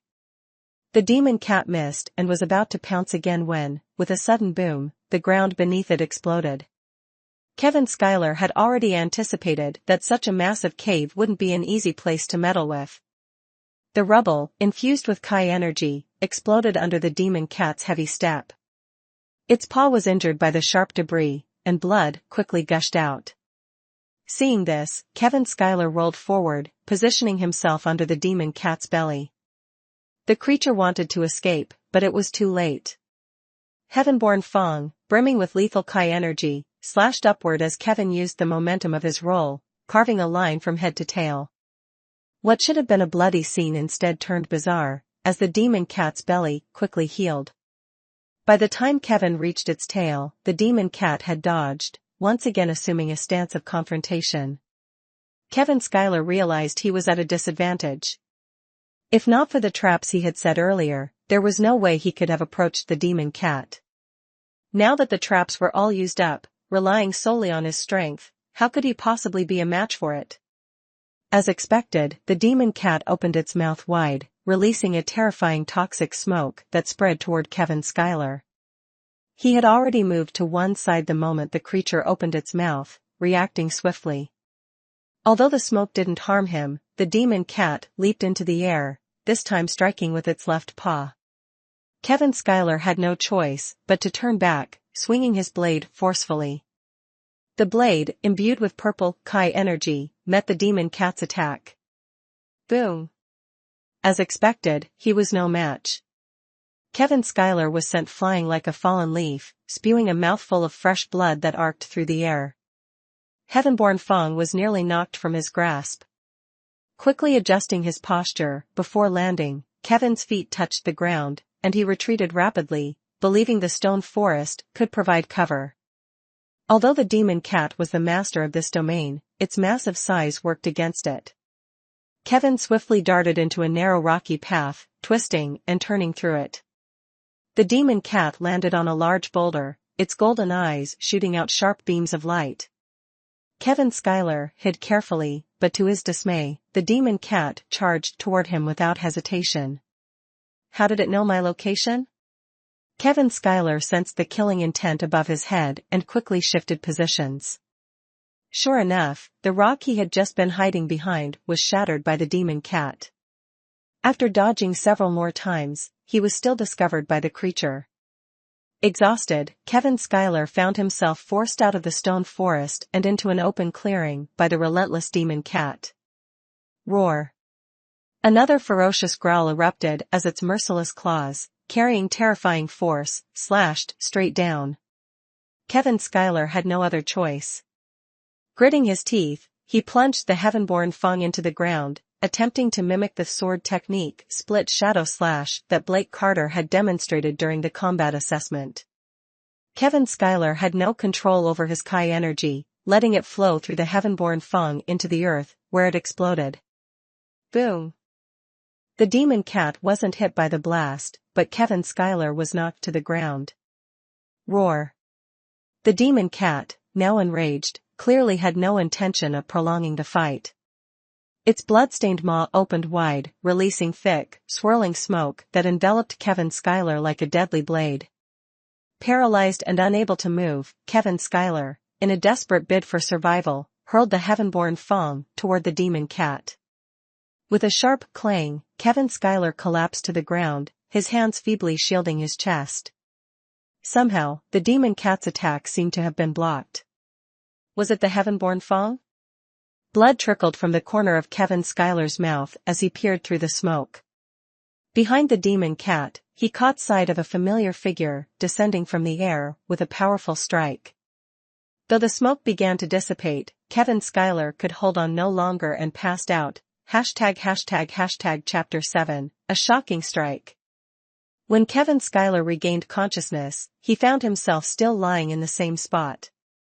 Not far from him, the massive body of the demon cat had fallen, sliced in half. Blood pooled across the ground, exposing white bones, and its lifeless eyes still reflected an unwillingness to accept its fate. "I say, you finally woke up." Kevin Schuyler turned his head to the side.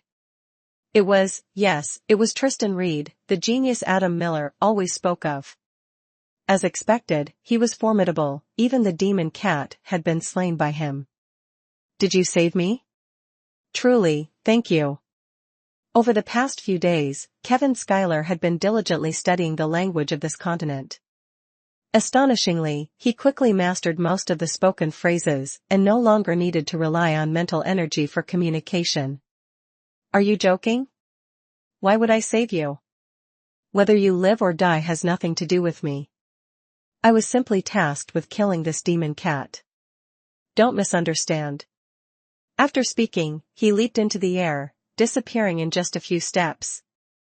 Kevin Schuyler stared at Tristan Reed's departing figure with suspicion, filled with questions. "He clearly saved me, but could it really just be a coincidence?" Whatever. Kevin Schuyler thought to himself, but then remembered little cat hadn't been rescued yet. Just as he was about to get up, he felt his entire body ache. During the earlier battle, he had taken a few hits from the demon cat, and now his whole body was in pain. Luckily, he had handed Luna over to Mr. Michael Carter beforehand, otherwise, it would have been disastrous. Ever since learning that Luna only seemed to sleep, Kevin Schuyler entrusted the little fox to Mr. Michael Carter to avoid the hassle of carrying her around. However, Kevin Schuyler didn't know that Luna's combat abilities far surpassed his current strength. Kevin Schuyler forced himself to pick up the heaven-born Fong and entered the cave, heading straight to the deepest part.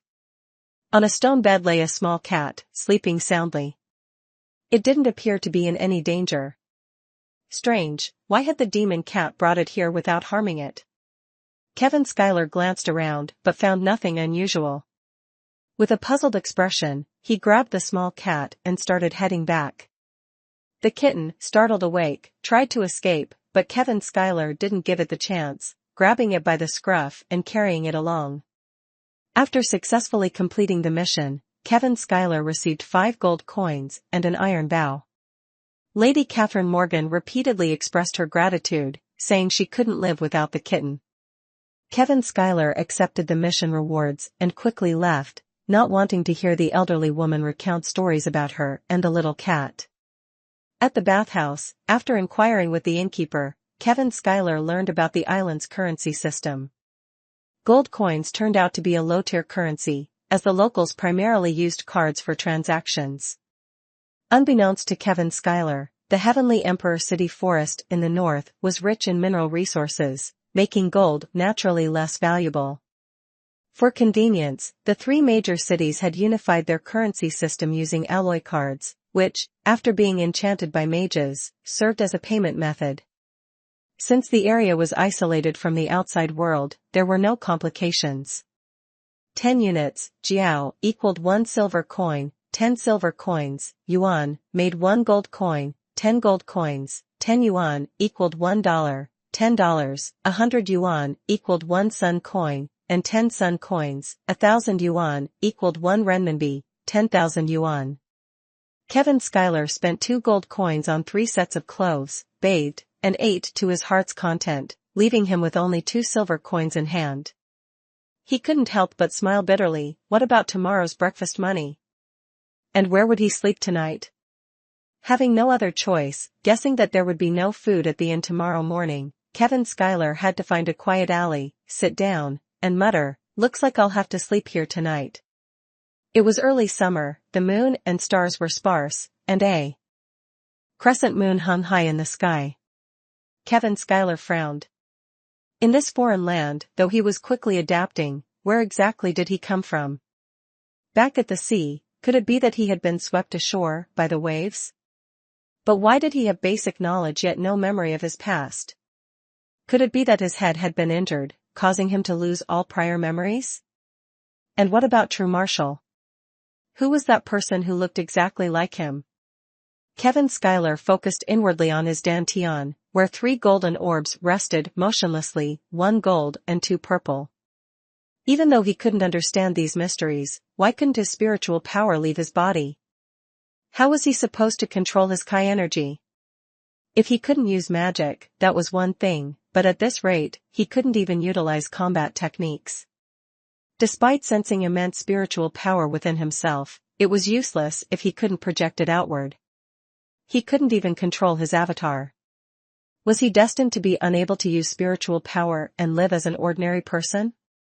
The people here, though kind and honest, were remarkably powerful. Even first-year students were so formidable, not to mention those soldiers whose killing intent was terrifying. He had barely survived a standard D-rank mission. How could he continue like this? Thinking of this, Kevin Schuyler grew furious and punched himself several times. At this moment, Kevin Schuyler noticed that the 2 words, "True Martial," on his chest suddenly emitted a faint glow. A stream of information surged within him. Kevin Schuyler closed his eyes, focused his mind, and received this flow of information. It turned out that the reason Kevin Schuyler previously thought that the essence energy was referred to as Chi energy by the people here was that they were not pure martial artists. Instead, they pursued a path of divine abilities, which involved combining spiritual energy with internal power. By using spiritual energy to control and release immense attacks, they achieved extraordinary power. Typically, they stored their cultivated internal power within their dantian, drawing it out through spiritual energy when needed. The amount of stored power and the strength of their spiritual energy determined victory or defeat. Naturally, each individual followed a different path, and countless methods of cultivation had been developed over thousands of years of inheritance. However, it was clear that this method of cultivation was not suitable for Kevin Schuyler. So, what method suits me? Tell me, where do I come from? Speak. Kevin Schuyler screamed internally, but unfortunately, after the flow of information disappeared, there was nothing left. The 2 words, "True Martial," returned to normal. Kevin Schuyler pondered for a long time and eventually thought of the old man from before. Before disappearing, the old man had said, "You don't belong to this world, but since you're here, live well. If you want to survive, you must learn to use Qi." With Kevin Schuyler's intelligence, it wasn't hard for him to deduce that this old man must know his origins. But why didn't he say more? These old geezers are so annoying, always pretending to be profound, never speaking clearly. In the future, survival would depend on strength. But in his current state, magic was hopeless, and he couldn't train in combat techniques. How was he supposed to survive? Use Qi? Was he supposed to blow enemies away with a single breath? Thinking this, Kevin Schuyler angrily punched the ground. You old fool. In the celestial realm, within a hidden palace in an unknown dimension, an old man slowly opened his eyes and gazed into the distance.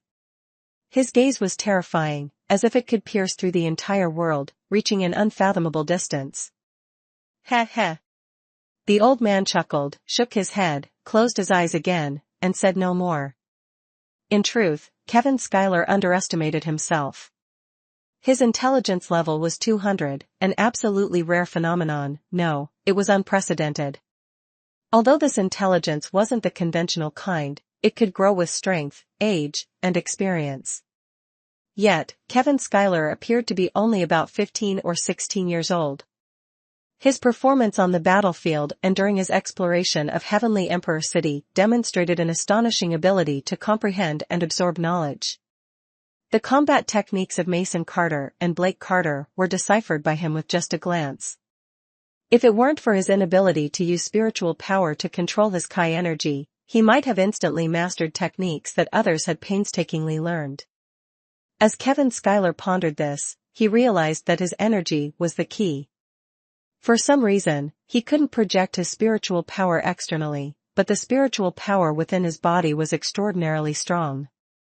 Although various cultivation methods differ, their essence lies in using spiritual power to guide energy circulation through the body's meridians, thereby increasing the flexibility and richness of one's energy. This allows one to quickly mobilize it when needed, forming chi energy for attacks. However, Kevin Schuyler looked inward and discovered something shocking: he had no meridians. His body lacked the so-called meridian system. Instead, there were vortex-like holes scattered throughout his body. These holes seemed to support his structure, with bones lying beneath them. Could this be why he couldn't use spiritual power? Why was his body so different? The thought made Kevin Schuyler feel a sudden wave of fear. Energy, wait, could it be that I need to use energy to replace spiritual power in controlling my strength? But without spiritual power, how can I manipulate the surrounding energy? Kevin Schuyler examined the vortexes on his body and finally had an epiphany. When these vortexes activated, their ability to absorb energy from the environment was likely no less effective than spiritual power. Moreover, the immense spiritual power within him could manipulate the energy flow once it entered his body. Realizing this, Kevin Schuyler, despite his unhealed injuries, excitedly stood up and slowly raised his right hand. His spiritual power was terrifyingly immense and seemingly endless. While he couldn't project it outward, he had absolute control over it within his body. Under the guidance of his spiritual power, the vortex in his palm began to rotate slowly. Just as Kevin Schuyler had predicted, the surrounding air seemed to follow the vortex's motion and was drawn into his body. This made things much simpler. His overwhelming spiritual power compressed the massive energy flow, channeling the strength within his dantian, Kevin Schuyler's core essence, into the energy stream. To an observer, Kevin Schuyler's palm would appear to host a small vortex of energy, with ripples of energy undulating in the surrounding air. Someone uninformed might mistake this for a magician gathering magical power or a martial artist executing a powerful combat technique. Kevin Schuyler immersed himself in the sensation of the world's energy flowing into his body. When his spiritual power slightly waned, the vortex at his head automatically began to spin. At that moment, Kevin Schuyler finally experienced the exhilaration of having everything around him under his control. Even without spiritual power, Kevin Schuyler could perceive his surroundings through the flow of energy. He no longer needed to rely on spiritual power to sense the world, the energy streams alone sufficed. At this moment, Kevin Schuyler's spiritual energy was replenished once again. Could it be that his spiritual energy was inexhaustible? However, just as Kevin Schuyler prepared to activate his other hand, he realized he was mistaken. His brain already felt a bit fatigued, unable to replenish any further. Kevin Schuyler decided to stop, instead happily focusing energy on his right hand. But Kevin Schuyler was unaware that, as this was his first time attempting such a thing, he lacked experience and control. Inside his body, he could still rely on his immense spiritual energy to maintain balance, but what would happen once it left his body? Sure enough, not long after, Kevin Schuyler realized the gathered energy had become overwhelmingly powerful, and even his spiritual energy was beginning to lose control. What could he do now? The vortex in his right hand continued to spin relentlessly, absorbing energy from the heavens and earth, yet he was on the verge of losing control. Kevin Schuyler thought to himself, it was time to unleash his first true combat technique. He pushed all his essence energy into the vortex, merging it with the heavenly energy he had absorbed. Unexpectedly, they fused into one unified force. Anyone else witnessing this would surely be astonished. Such heavenly energy didn't even require refining and fused directly. The vortex in Kevin Schuyler's right hand greedily absorbed everything. Opening his eyes, Kevin Schuyler leaped into the air and struck the ground with his palm. He had no other choice. At this moment, he couldn't hold back any longer. The surging power was completely beyond his control. Kevin Schuyler was well aware of the consequences of unleashing his full strength. The crater from his last outburst at the power training field served as a clear reminder. This time, it might awaken those nearby, and he would need to flee quickly to avoid anyone discovering it was his doing. The alley was about 5 meters wide, so it shouldn't damage anyone's homes. With this thought, Kevin Schuyler hesitated no longer. If this first attempt succeeded, mastering it in the future could make him an unstoppable force. A terrifying ripple descended from midair, striking the ground. All the energy, a fusion of Kevin Schuyler's essence and the heavenly energy absorbed by the vortex in his right hand, erupted outward. What Kevin Schuyler hadn't expected, what he absolutely hadn't anticipated, was that this single strike of his nearly cost him his life. Boom! Before even touching the ground, the massive potential energy unleashed by Kevin Schuyler had already blown away the sand and dust, causing the surrounding walls to collapse under its overwhelming force. Seeing the walls crumble like tofu, Kevin Schuyler immediately realized he had caused a major disaster. Boom! A deafening explosion echoed across half of Heavenly Emperor City, specifically in the southeast corner. Amidst a time of strict law enforcement, how could such a massive explosion occur? From afar, people could only see a giant mushroom-shaped light gradually expanding, radiating a dazzling brilliance. In the dead of night, this light appeared even more extraordinary. Kevin Schuyler almost fainted. This time, he was in serious trouble. The energy's recoil had sent him flying into the air. He should have been able to control it, preventing this from happening. All it required was using the recoil to leap away to a safe distance before the energy detonated. However, soaring nearly 100 meters into the air, Kevin Schuyler, gravely injured, closed his eyes and thought to himself, "This is it, it's over." His body, like a leaf blown away by the wind, began plummeting straight down. If he fell like this, he would undoubtedly be crushed to pieces, and the explosion below had yet to subside. Chapter 8, a new combat model. Inside the City Lord's residence of Heavenly Emperor City, a tall, imposing middle-aged man with black hair, black eyes, thick eyebrows, a straight nose, and a square jaw suddenly opened his eyes. He wore a golden robe and a dragon emperor crown, exuding a natural aura of authority. His terrifying gaze pierced the sky, and the depth in his eyes revealed extraordinary combat prowess. With his hands clasped behind his back and his face turned upward toward the heavens, this man was none other than Philip Lawrence, the City Lord of Heavenly Emperor City. He was in the Imperial Palace, inside a room spanning 100 square meters. Though it was the Emperor's chamber, it wasn't overly luxurious. A simple jade bed was placed at the far end, and outside a large window lay a spacious balcony.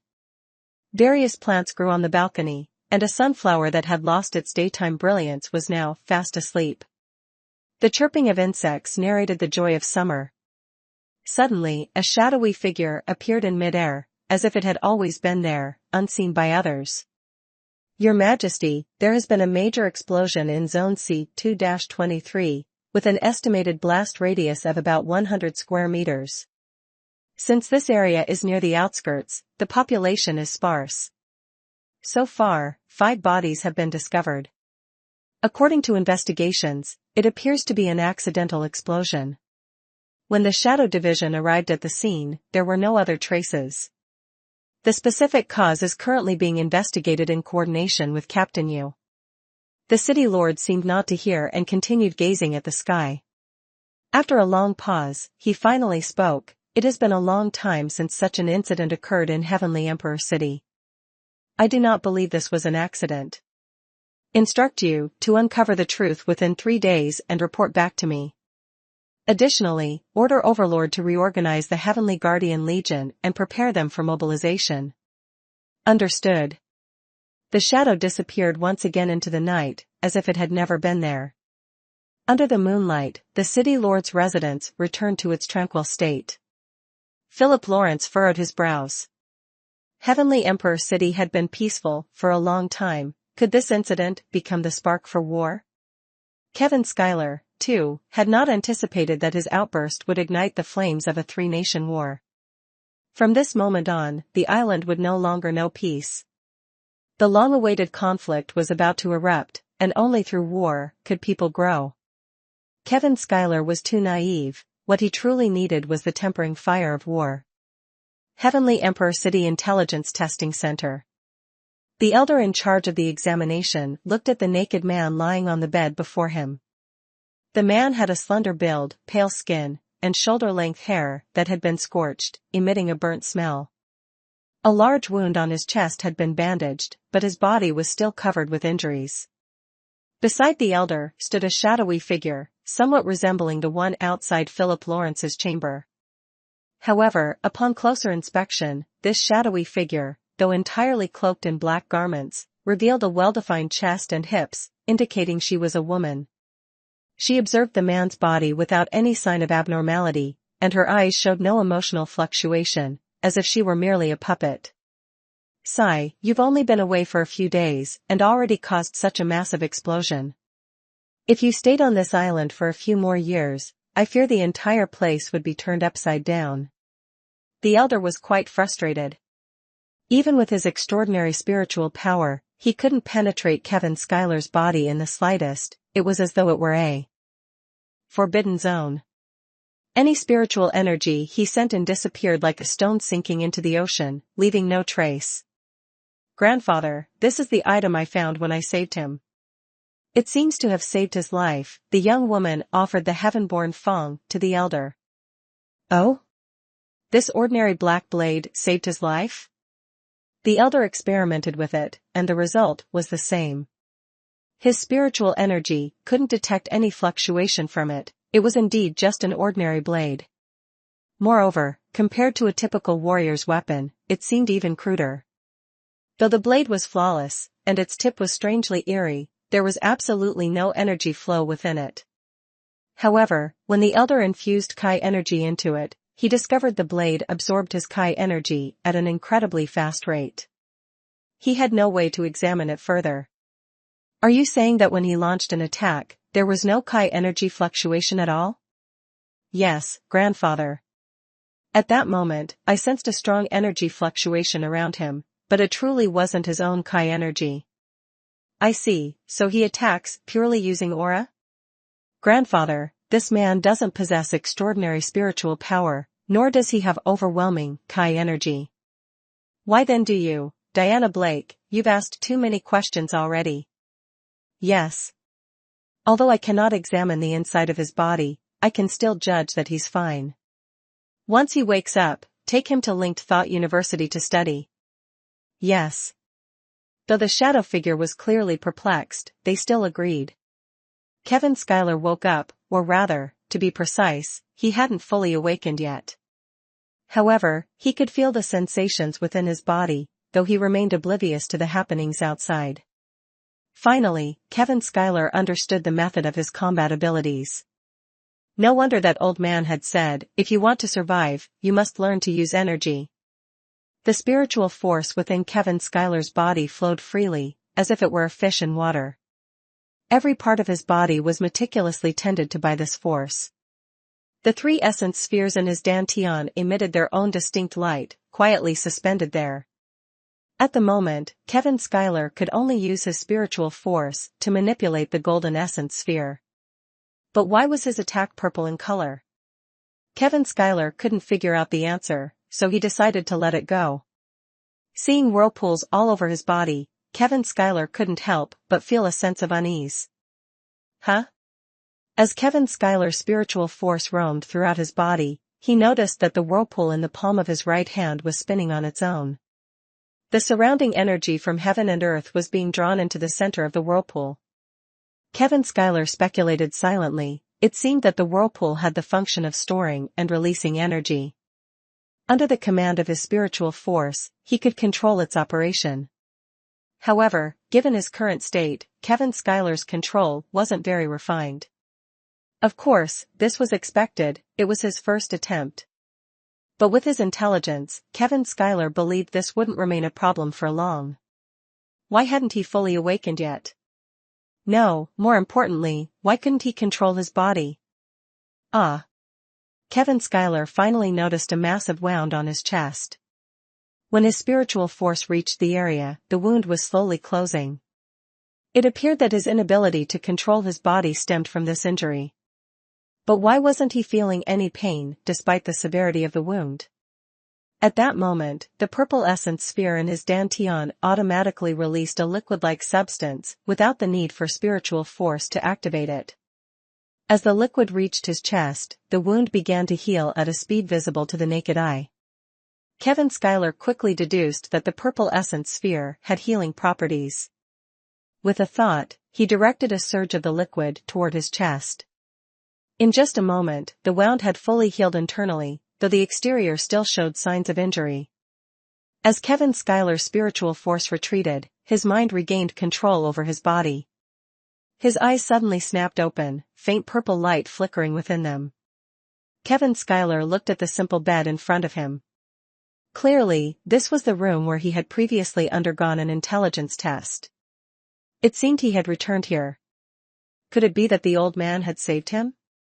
On the table lay a pouch of gold coins and a note that read, "Go to university and enroll. Consider this pouch a loan from me." Kevin Schuyler stepped out of the room. In truth, he already knew there was no one nearby. Now, Kevin Schuyler understood that while he couldn't project his spirit outward, he could sense everything around him by controlling the whirlpool in his mind. This created a spherical field with a radius of about 10 meters, centered on his head. Moreover, he could clearly feel that the whirlpools in various parts of his body were closely connected to the one in his mind. Kevin Schuyler glanced at the heaven-born Fong hanging on the wall. He bowed respectfully toward the inner room, took the blade in hand, and left without looking back. Kevin Schuyler thought to himself, he still wasn't accustomed to his own fighting style. He feared that enrolling in school right now wouldn't teach him much, and competing with so many other students felt bothersome just thinking about it. It would be better to continue completing missions. He decided to take the bag of gold for now, planning to return it to the old man who had tested his intelligence later. With that thought, Kevin Schuyler headed to the military office. In truth, he had realized that he seemed to possess the ability to remember things after just a single glance. He walked straight to Zone D, casually grabbed a scroll, registered it without even looking, and then walked out. However, as soon as Kevin Schuyler stepped out of the door, he regretted it. The mission is to escort the third young lady of the Sterling family from East City to Thunderstead Village, which isn't far north of Heavenly Emperor City. The reward is the young lady's handkerchief. Kevin Schuyler was speechless. He immediately turned back. A mission like this was truly absurd. Just as he turned around, a beautiful figure blocked his way. Wait. A petite, graceful young woman with stunning features stood before him, spreading her arms to stop him. She had an alluring figure, wore a t-shirt and short shorts, and her ponytail swayed slightly. A small, soft sword hung at her waist, and a jade pendant adorned her forehead. The diamond-shaped jade symbol in the center indicated her noble status. "What do you need, young lady? You've accepted the mission to escort us to Thunderstead Village, haven't you?" Kevin Schuyler, of course, knew she was referring to the scroll in his hand. But how did she instantly recognize it was their scroll? These scrolls all looked identical on the outside, and even after carefully examining it earlier, Kevin Schuyler hadn't noticed any distinguishing marks. "You don't need to look anymore. This scroll has been enchanted, no matter where it is, we can always find it." "Dark arts? Stop talking nonsense. You've accepted this task, so now you're coming with us." Wait, miss, there's been a misunderstanding. I accidentally got this scroll. I'll return it right away." "You can find someone else." Kevin Schuyler immediately thought of going back to exchange it for another. "Stop right there." The young lady furrowed her delicate brows, her large, sparkling eyes flashing with anger. "If we weren't in a hurry, we wouldn't even need a low-level guard like you. And you dare refuse?" Kevin Schuyler stared at the young lady, his mind racing but unable to make sense of the situation. What kind of world is this? Reluctantly, Kevin Schuyler had no choice but to follow the young lady to their starting point. Inside a carriage, another person was seated, but Kevin couldn't see clearly due to the curtain blocking the view. Around the carriage were 4 ordinary bearers, all tall and strong. By the window stood another young lady dressed identically to the one who had stopped Kevin. Kevin thought to himself, Heavenly Emperor City is so safe, and Thunderstead Village is only a few kilometers away on the map. Why would they need to hire a guard? The person in the carriage must be the real target, could it be? Hey, let's get moving. The young lady placed one hand on her hip while using the other as a makeshift megaphone to shout. Kevin Schuyler had no other choice but to lead the way, holding the map from the scroll and slowly heading toward the destination. Why aren't we taking the direct route? Why are we making such a big detour? After walking for a while, Kevin was forced to change paths by the young lady and couldn't help but ask. Just follow along. Your job is to protect us, not to ask questions. Kevin Schuyler thought it made sense. As long as they could protect the journey to Thunderstead Village, the route didn't matter. He also took the opportunity to explore the forest, hoping for some encounters with magical beasts. With this in mind, Kevin Schuyler quickened his pace, stepping onto a narrow mountain path flanked by dense bushes. Beyond the bushes stood towering ancient trees. Occasionally, the chirping of birds or an encounter with small snakes and doves brought him silent delight, reminding him of the giant serpent he had faced before, a truly colossal creature. A shiver ran through Kevin Schuyler as he shook off the memory and continued walking. Along the way, the two young women remained stationed beside the carriage, never straying or uttering a word. Kevin Schuyler, knowing any attempt at conversation would likely hit a wall, decided to forge ahead on his own. As he reached the midpoint of the bush-lined path, Kevin Schuyler finally noticed something unusual. For someone with sharp observational skills, the diminishing sound of birdsong was enough to trigger his suspicion. He quickly accelerated the vortex atop his head, touched the heaven-born Fong strapped to his back, and heightened his vigilance. The young women behind him clearly hadn't detected anything amiss yet. As expected, a kunai suddenly flew out from the bushes ahead, followed by a shadowy figure leaping into the air. Kevin Schuyler had already sensed the presence of the shadow the moment it revealed its aura. Thanks to his mastery of using energy and his extraordinary intelligence, he could seamlessly adapt to natural elements. Moreover, he had already calculated the kunai's explosive talisman. With a swift motion of his palm, a powerful wave of energy intercepted the deadly kunai and sent it flying back. The ensuing explosion didn't harm Kevin Schuyler in the slightest. His precise calculation of force demonstrated his intellect, efficient and injury-free. The shadowy figure hesitated for a brief moment before lunging forward, both hands gripping daggers that glinted with a cold, menacing light. An assassin. Without hesitation, Kevin Schuyler unsheathed the heaven-born Fong and swung it midair. The assassin, naturally unwilling to meet the blow head-on, dodged and counterattacked from the side, clearly aiming for the person inside the carriage. Kevin Schuyler missed his first strike but quickly pivoted and swung again. The assassin leapt to evade the blade and lunged toward the carriage. Kevin Schuyler, of course, wouldn't give him the chance. With a powerful kick, he intercepted the assassin's advance. Forced to block with his fists, the assassin used the momentum to flip backward and retreat. Kevin Schuyler exhaled in relief. At that moment, the two young women finally drew their swords, though Kevin Schuyler could tell from the energy waves that they weren't as skilled as the assassin before him.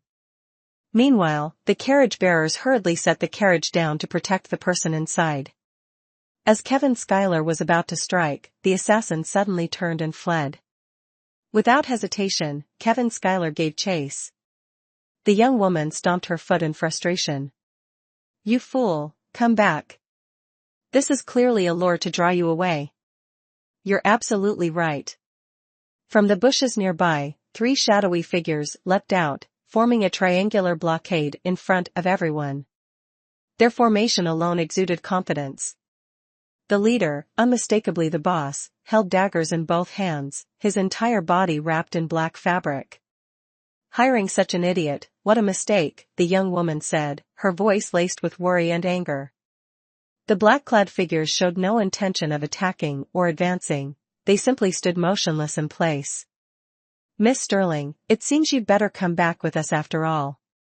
"Don't even think about it, you shameless scoundrel. Do you want to see a massive horde of wild beasts invade the territories of the Three Kingdoms? Get out of the way. If we miss the sealing hour, you might go down in history as the eternal sinner." Miss Sterling dared to secretly escape, bringing only a handful of people to Thunderstead Village. Truly, her courage knows no bounds. If we hadn't accidentally stumbled upon you, you might have actually succeeded in deceiving us. Though we're merely a small patrol team, dealing with your ragtag group is more than manageable. If that foolish mercenary were still here, it might have been a bit troublesome. But now, it seems you have no means of resistance left. Surrender and come with us. While speaking, the two men in black behind him pulled out ropes, clearly intending to use words first before resorting to action. Are you talking about me? Everyone looked up to see a young man leaping down from a tree at astonishing speed. By the time the assassins reacted, a powerful killing intent accompanied by heaven-born Feng loomed over their heads.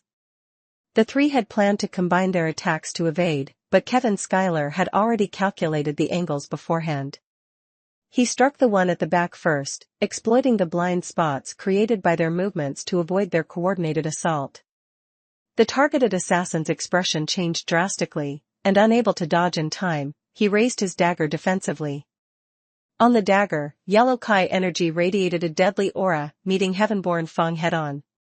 Yes, it was Kevin Schuyler. During his clash with the first man in black, Kevin had already noticed the other three. To lure them out and uncover the employer's intentions, he deliberately pretended to fall into their trap, sending a clone to chase the first assassin while he hid in the trees, waiting for the opportune moment. For Kevin Schuyler, ever since mastering the use of energy, mimicking others' combat techniques had become second nature. Creating clones was as easy as flipping a hand. Clang! Boom! The Stark assassin was sent flying, crashing to the ground, clearly unable to rise anytime soon. Seizing the momentum, Kevin leaped forward. The remaining two assassins, evidently well-trained, charged at him the moment they spotted him. As Kevin landed, he immediately sprang up again, attacking with a wide, forceful slash. The overwhelming killing intent forced the two assassins to retreat. To their frustration, their Kai energy was rapidly absorbed by Kevin's heaven-born Feng upon contact. Within moments, they were visibly drained. Kevin quickly noticed this phenomenon. Although heaven-born Feng didn't emit any energy fluctuations, it was undeniably absorbing their Kai energy at an astonishing rate during each clash. Though he didn't know where the absorbed energy was going, Kevin wasn't about to waste this opportunity. Giving them no chance to recover, he launched relentless attacks. The vortex above him spun faster, drawing on the essence in his core to fuel heaven-born Feng with immense power, making it nearly unstoppable. The two assassins struggled to defend themselves. After dozens of exchanges, they retreated a distance, tossing aside their daggers and shedding their black cloaks, revealing their true appearances. The ninja, once again a ninja from Maple Leaf City. Aren't you afraid of provoking a war between the two nations? Humph, provoking a war? So what? Heavenly Emperor City will eventually be destroyed at the hands of Lord Ethan Woods. Ninjutsu, fire release, fireball technique. As soon as the words were spoken, the man in black suddenly unleashed a fireball with a diameter of 50 centimeters. Kevin Schuyler was slightly startled. It was his first time witnessing ninjutsu, and he couldn't figure out how they performed it, but he could confirm it was different from combat techniques. Kevin Schuyler aimed at the center of the fireball. Heaven-born Feng swung fiercely, using all the energy he had gathered. A loud explosion echoed. Kevin Schuyler was forced back a few steps, but the fireball was dispersed. Just as he was about to breathe a sigh of relief, another earthen bullet of similar size came from behind. This time, Kevin Schuyler panicked. He couldn't gather enough energy in such a short time. Dodging would risk injuring the people behind him. Left with no choice, he used his own vital energy. Kevin Schuyler channeled all his remaining vital energy into heaven-born Feng. The normally ordinary weapon began to emit a faint purple glow. Feeling reassured, Kevin Schuyler noticed the power surging from heaven-born Feng was no weaker than the earlier strike. At that moment, he realized his spiritual energy could merge into heaven-born Feng. What shocked him even more was discovering a vortex within heaven-born Feng. If not for being in the midst of an enemy attack, Kevin Schuyler might have shouted in surprise. He stepped back and swung Heavenborn Fong with the momentum. This time, the force was much greater. Sharp wind blades slashed out from the sides, while a massive blade aura in the center shattered the earthen bullet. The two ninjas hurriedly retreated but were still a step too late. The wind blades mercilessly struck them. Despite their best efforts to release Kai energy for defense, they were sent flying over 10 meters. Kevin Schuyler immediately pursued and knocked them unconscious, before tying them up with vines. He finally realized the growing potential within himself. The move he had just performed would be considered his second combat technique. He decided to name it Wind Spear. Kevin Schuyler silently made a decision. The technique he had used earlier in Heavenly Emperor City, which he called Spiral Ring, was his first combat skill. The young woman, seeing Kevin Schuyler subdue the assassin, couldn't help but breathe a sigh of relief. At that moment, the person inside the carriage finally spoke. "Hurry to Thunderstead Village. If we're late, something might happen." The voice was that of a woman. Hearing this, the two young women quickly urged the carriage drivers to speed up toward Thunderstead. After some speculation, Kevin Schuyler deduced that this woman might be someone from Heavenly Emperor City, heading to seal something very important that could determine the fate of the three nations. But why would people from Maple Leaf City want to interfere? Observing the attire of the ninjas carefully, Kevin Schuyler suddenly noticed something and nodded. Looking toward the departing carriage, he seemed to have understood something.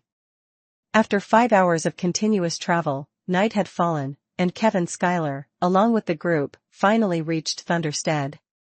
Along the way, they encountered nothing unusual. According to the assassins, they had only stumbled upon the group by chance while patrolling.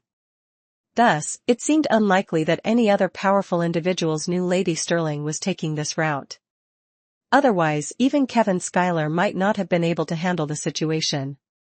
"Well, your task is complete. Here's your reward.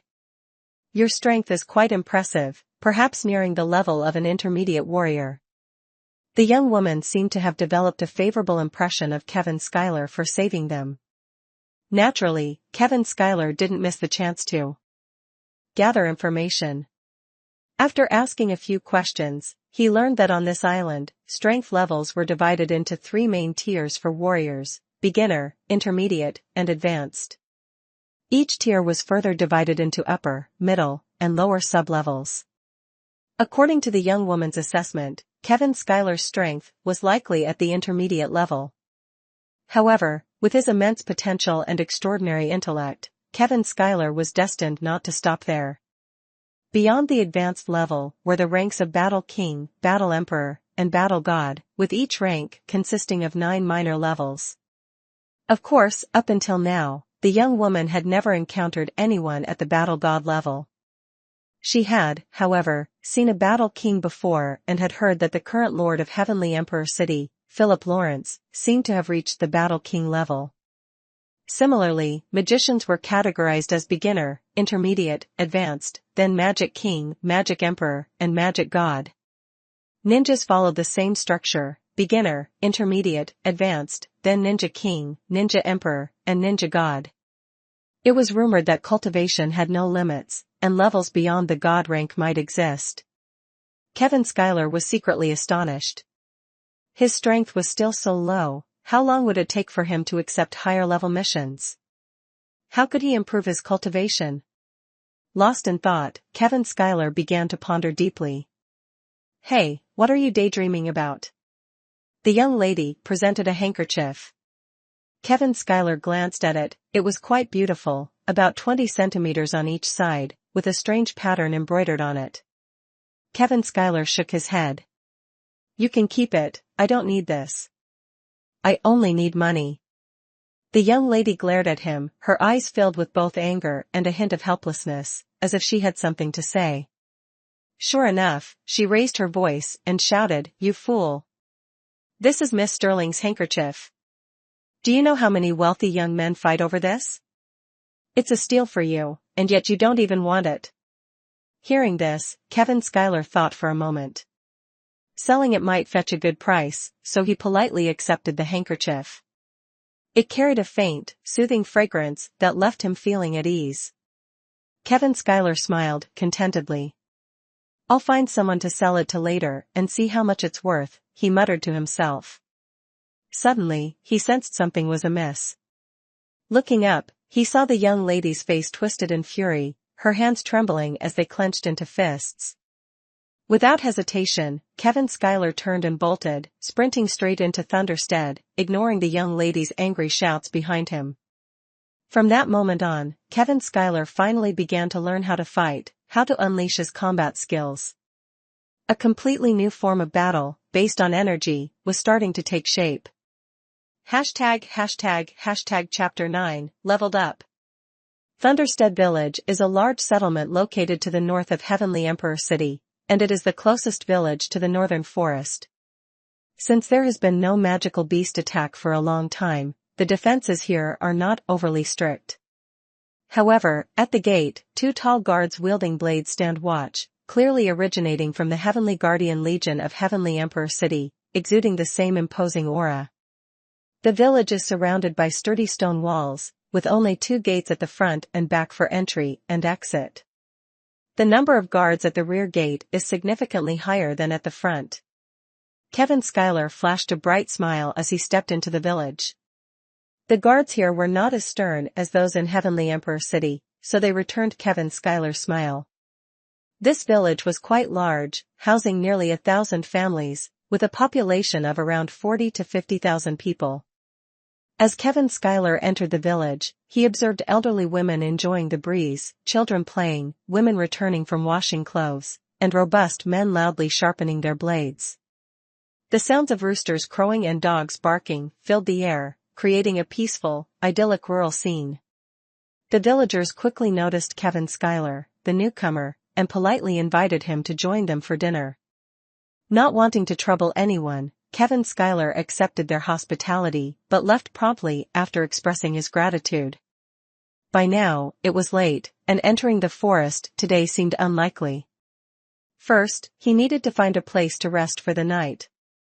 Not wanting to inconvenience others, he leaped onto the roof of a large house, laying flat as he focused on the changes occurring within his body. After the battle earlier today, he noticed that the heaven-born Feng seemed to have vortexes similar to those within his own body. Could it be that the heaven-born Feng was originally part of his body? Moreover, the vortex in the head area appeared to be more agile, and the vortex in his right hand rotated much faster than before. His dantian was completely empty of energy, but under the regulation of the vortex in the head, the other vortexes throughout his body were gradually rotating. Although invisible to the eye, Kevin Schuyler's powerful spiritual sense allowed him to perceive the motion of these vortexes. As they turned, under the guidance of the head vortex, they absorbed the energy of heaven and earth, condensing it into strands of essence that spiraled into the dantian. Slowly, these spirals formed a golden gaseous sphere within his dantian. Kevin Schuyler had finally discovered how to circulate his essence. If all the vortexes in his body could function like the one in his right hand, wouldn't he become invincible? However, as soon as he tried, he realized his mistake. While his spiritual force allowed him to flexibly control the vortex in his right hand, attempting to manipulate all the vortexes in his body felt akin to trying to move an entire mountain. It was utterly unmanageable. Moreover, even focusing on one vortex yielded no results. Kevin Schuyler found it strange. Why could only the right-hand vortex be controlled? Feeling the rotation of the right-hand vortex, Kevin Schuyler exerted his full strength to accelerate it. Instantly, the vortex spun faster, drawing in the surrounding energy of heaven and earth like a raging tide. This time, Kevin Schuyler did not channel energy directly into the vortex. Instead, as the energy entered his body and approached the vortex, he used his spiritual power to redirect it to his dantian. After rotating hundreds of times within the dantian, the energy could steadily flow into the light sphere, stabilizing its internal rotation and transforming into Kevin Schuyler's essence energy. Kevin Schuyler had once tried continuously absorbing and storing energy within the vortex, but the more energy the vortex held, the stronger the spiritual power required to control it. It was impossible to keep focusing spiritual energy on the vortex indefinitely. Wouldn't that be counterproductive?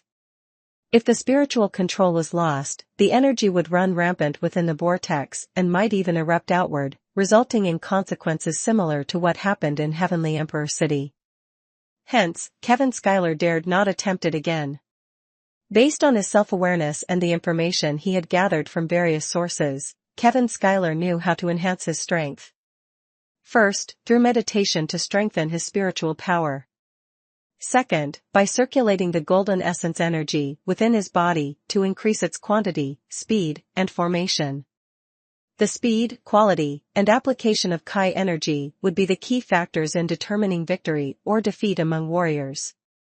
Third, he needed to improve the proficiency of the right-hand vortex. If this vortex were pushed to its limit and combined with powerful spiritual energy, it could unleash devastating attacks. Additionally, there was the terrifying offensive boost provided by Heaven-born Feng. Furthermore, it seemed necessary to join an organization. However, Kevin Schuyler had an innate aversion to schools. While he might need companions, he would not easily enroll in one. He wondered how the little fox was doing. It wasn't truly a fox. With Michael Carter as its mentor, it should be fine. After entering the forest, he planned to visit it again. That little creature was his first friend. As Kevin Schuyler contemplated while training, the essence energy in his dantian unconsciously returned to its original level and even seemed to increase slightly. His right hand felt a bit warm, and his head grew slightly fatigued. Kevin Schuyler stopped the rotation of the right-hand vortex and looked at his slightly heated palm. He felt as if the heavens and earth were within his grasp. Raising his right hand with the palm facing the sky, he exerted all his strength to accelerate the vortex. Kevin Schuyler decided to name this vortex Lin Bing. Pouring his spiritual power into it frantically, he pushed Lin Bing to rotate with all his might. Under the moonlight, Kevin Schuyler stood at the center of the massive vortex as the energy of heaven and earth surged like great waves into his palm.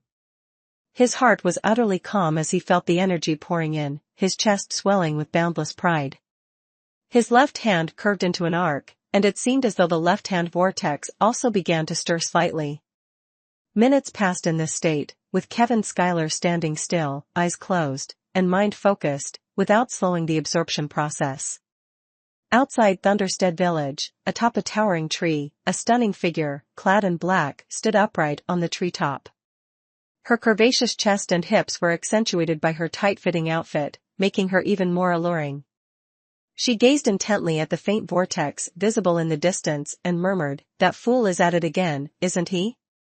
The dark figure leaped into the air, heading in Kevin Schuyler's direction. Just as she was about to soar beyond the treetop, she suddenly halted mid-flight. Kevin Schuyler abruptly opened his eyes, which were filled with murderous intent, emitting an almost tangible purple glow.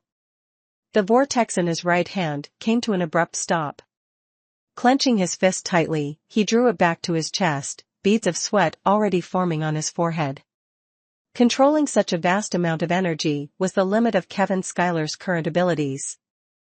Grimacing in pain, he used his left hand to grasp his right, once again raising a single hand skyward. Under the control of his immense spiritual power, not a single trace of essence energy mingled with the surrounding elemental energy. Though powerful, it was still within his control. Kevin Schuyler slowly released his hand, allowing the elemental energy to discharge at 100-fold the speed at which it was absorbed. Yet, he maintained precise control, ensuring no energy leaked out. From afar, one could see a beam of light, 2 meters in diameter, piercing through the sky. After more than 10 minutes of releasing the energy, Kevin Schuyler finally collapsed from exhaustion, having fully discharged the compressed energy. Falling helplessly to the ground, Kevin Schuyler finally understood. The vortex and his mind were interconnected, as though each vortex was a part of him. It wasn't about control, it was an extension of himself. The vortex was him, and he was the vortex. After this moment of enlightenment, Kevin Schuyler felt an overwhelming wave of drowsiness and couldn't resist closing his eyes, falling into a deep sleep. On the treetop outside the village, the dark figure halted her flight and landed gracefully. For a brief moment, a rare look of astonishment flickered in her eyes before her expression returned to its usual cold demeanor. In Thunderstead village, most of the villagers were fast asleep, unaware of anything unusual. However, in a few households, pairs of bright eyes opened, their spiritual energies surging like tidal waves under the guidance of C.A. Lully. These energies rushed toward Kevin Schuyler, swirling above him in the air. They intertwined for a while, and among them, one strand of spiritual energy attempted to approach Kevin Schuyler. Suddenly, an immensely powerful spiritual force surged in from outside the village. The spiritual energies hovering above Kevin Schuyler visibly trembled and ceased their movements. After a brief exchange, they all withdrew from Kevin Schuyler. The powerful spiritual force lingered above Kevin Schuyler for a long time, guarding him, before finally departing. Unaware of all this, Kevin Schuyler remained in a deep sleep, his powers having grown stronger once again. Hashtag Chapter 10, The Seal Failed. The next morning, the sunlight quickly dispelled the darkness over Thunderstead, bringing dawn to the villagers. Kevin Schuyler, who had been sleeping on the roof, only woke up naturally when the sun had already caused the morning training soldiers to break out in a light sweat.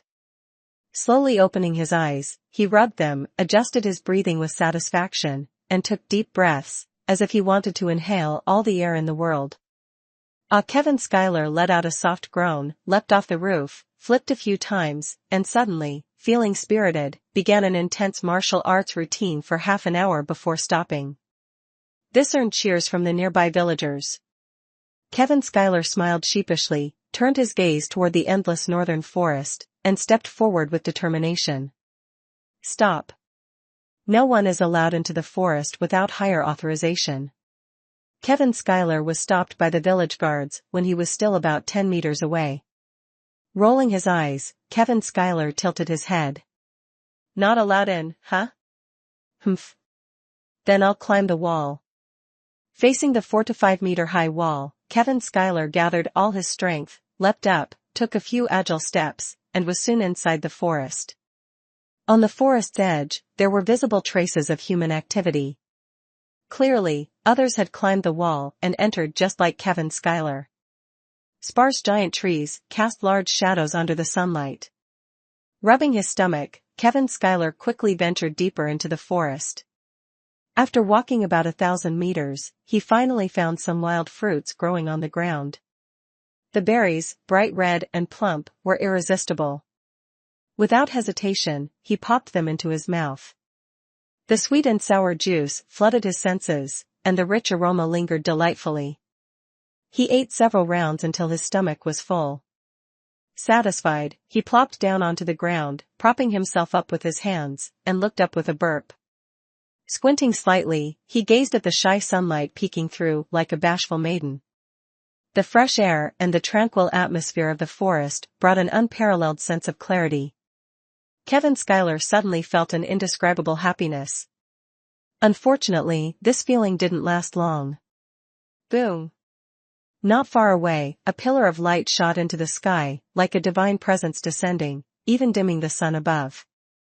A cacophony of bird cries erupted as all the birds fled the area. Kevin Schuyler jumped to his feet and, without hesitation, dashed toward the pillar of light. The light not only didn't fade but grew even more distinct, as though a stone pillar had always stood there. The beam stretched straight into the heavens, exuding a sense of holding up the sky. Kevin Schuyler was not someone who enjoyed bustling crowds, but his pursuit of truth governed his actions, so he naturally wouldn't overlook this strange phenomenon. The closer he got to the pillar of light, the more Kevin Schuyler felt an overwhelming force pressing against him, causing his steps to falter. Steadying himself with a light touch on a tree branch, he pushed forward resolutely despite the resistance. From a distance, he could vaguely see a group of people surrounding something. Kevin Schuyler suppressed his aura, activated his enhanced vision, and quietly observed the forest ahead. A woman knelt on the ground, hands raised, head tilted toward the sky, mumbling something under her breath. Beside her stood 2 women with drawn swords, acting as guards. They were the same women Kevin Schuyler had protected earlier. However, the woman who had been inside the palanquin had now emerged. Her beauty was otherworldly, her long hair, cascading down to her waist. Her delicate eyebrows and bright eyes exuded an ethereal charm.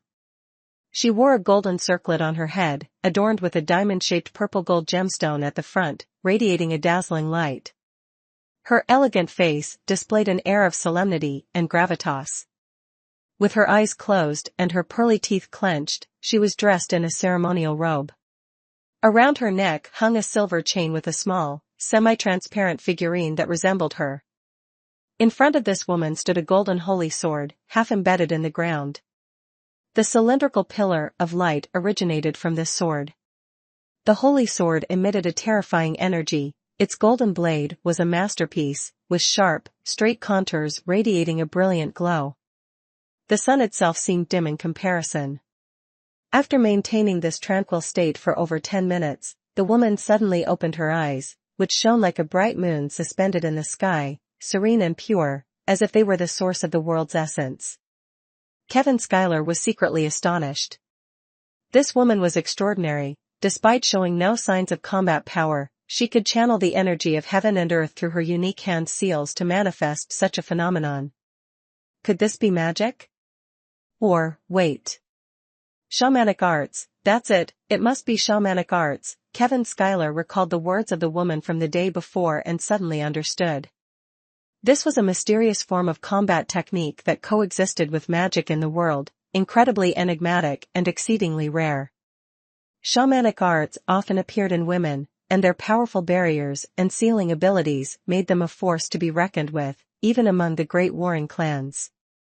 As Kevin Schuyler pondered this, he suddenly saw the woman cough up blood and collapse weakly, her eyes filled with disappointment.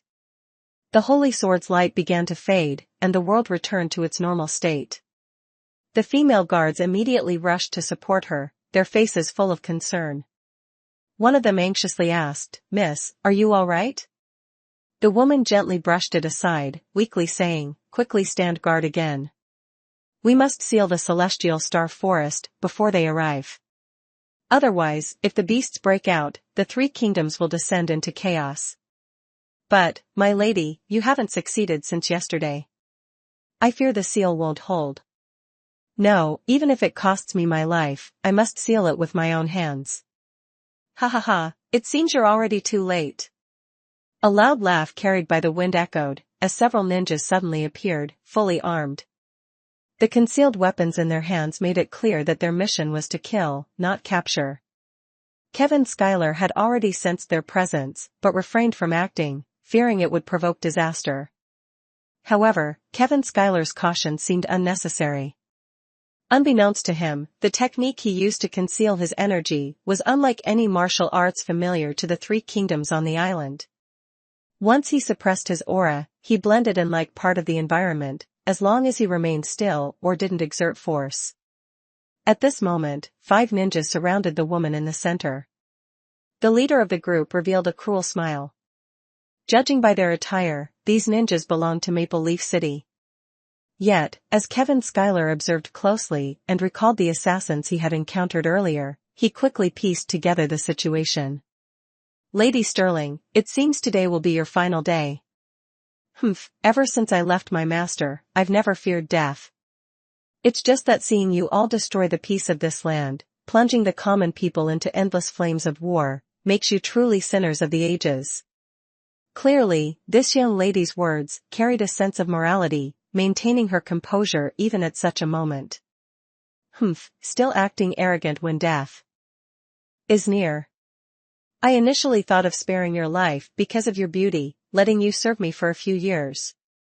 But now, seeing that you're not that kind of person, I'll just kill you and be done with it." Seeing this, the young woman said no more. She focused her energy, forming seals with her hands while chanting softly. The holy sword embedded in the ground began to hum, showing signs of breaking free. The leader of the ninjas immediately commanded, "Kill her."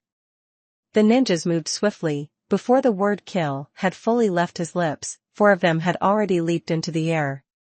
2 petite and delicate guards, clearly ornamental figures by the noble's side, didn't even have time to raise their swords before red lines appeared on their necks. With faces full of unwillingness and terror, they slowly fell. The young woman glanced at them, evidently pained, but still gritted her teeth and continued forming seals, as if nothing around her mattered. However, the ninja's projectiles were closing in on her. Kevin Schuyler quickly assessed the situation. This young woman seemed to be sealing something capable of threatening the three kingdoms, while these ninjas were trying to stop her. This implied they intended to spark chaos and war. But why? If they were ninjas from Maple Leaf City, they shouldn't want to witness actions that could lead to war. What benefit would war bring to them? Kevin himself had only recently reached the early stage of advanced combat power, while these ninjas, based on his analysis, were at least mid-tier intermediate level. Acting recklessly would be unwise.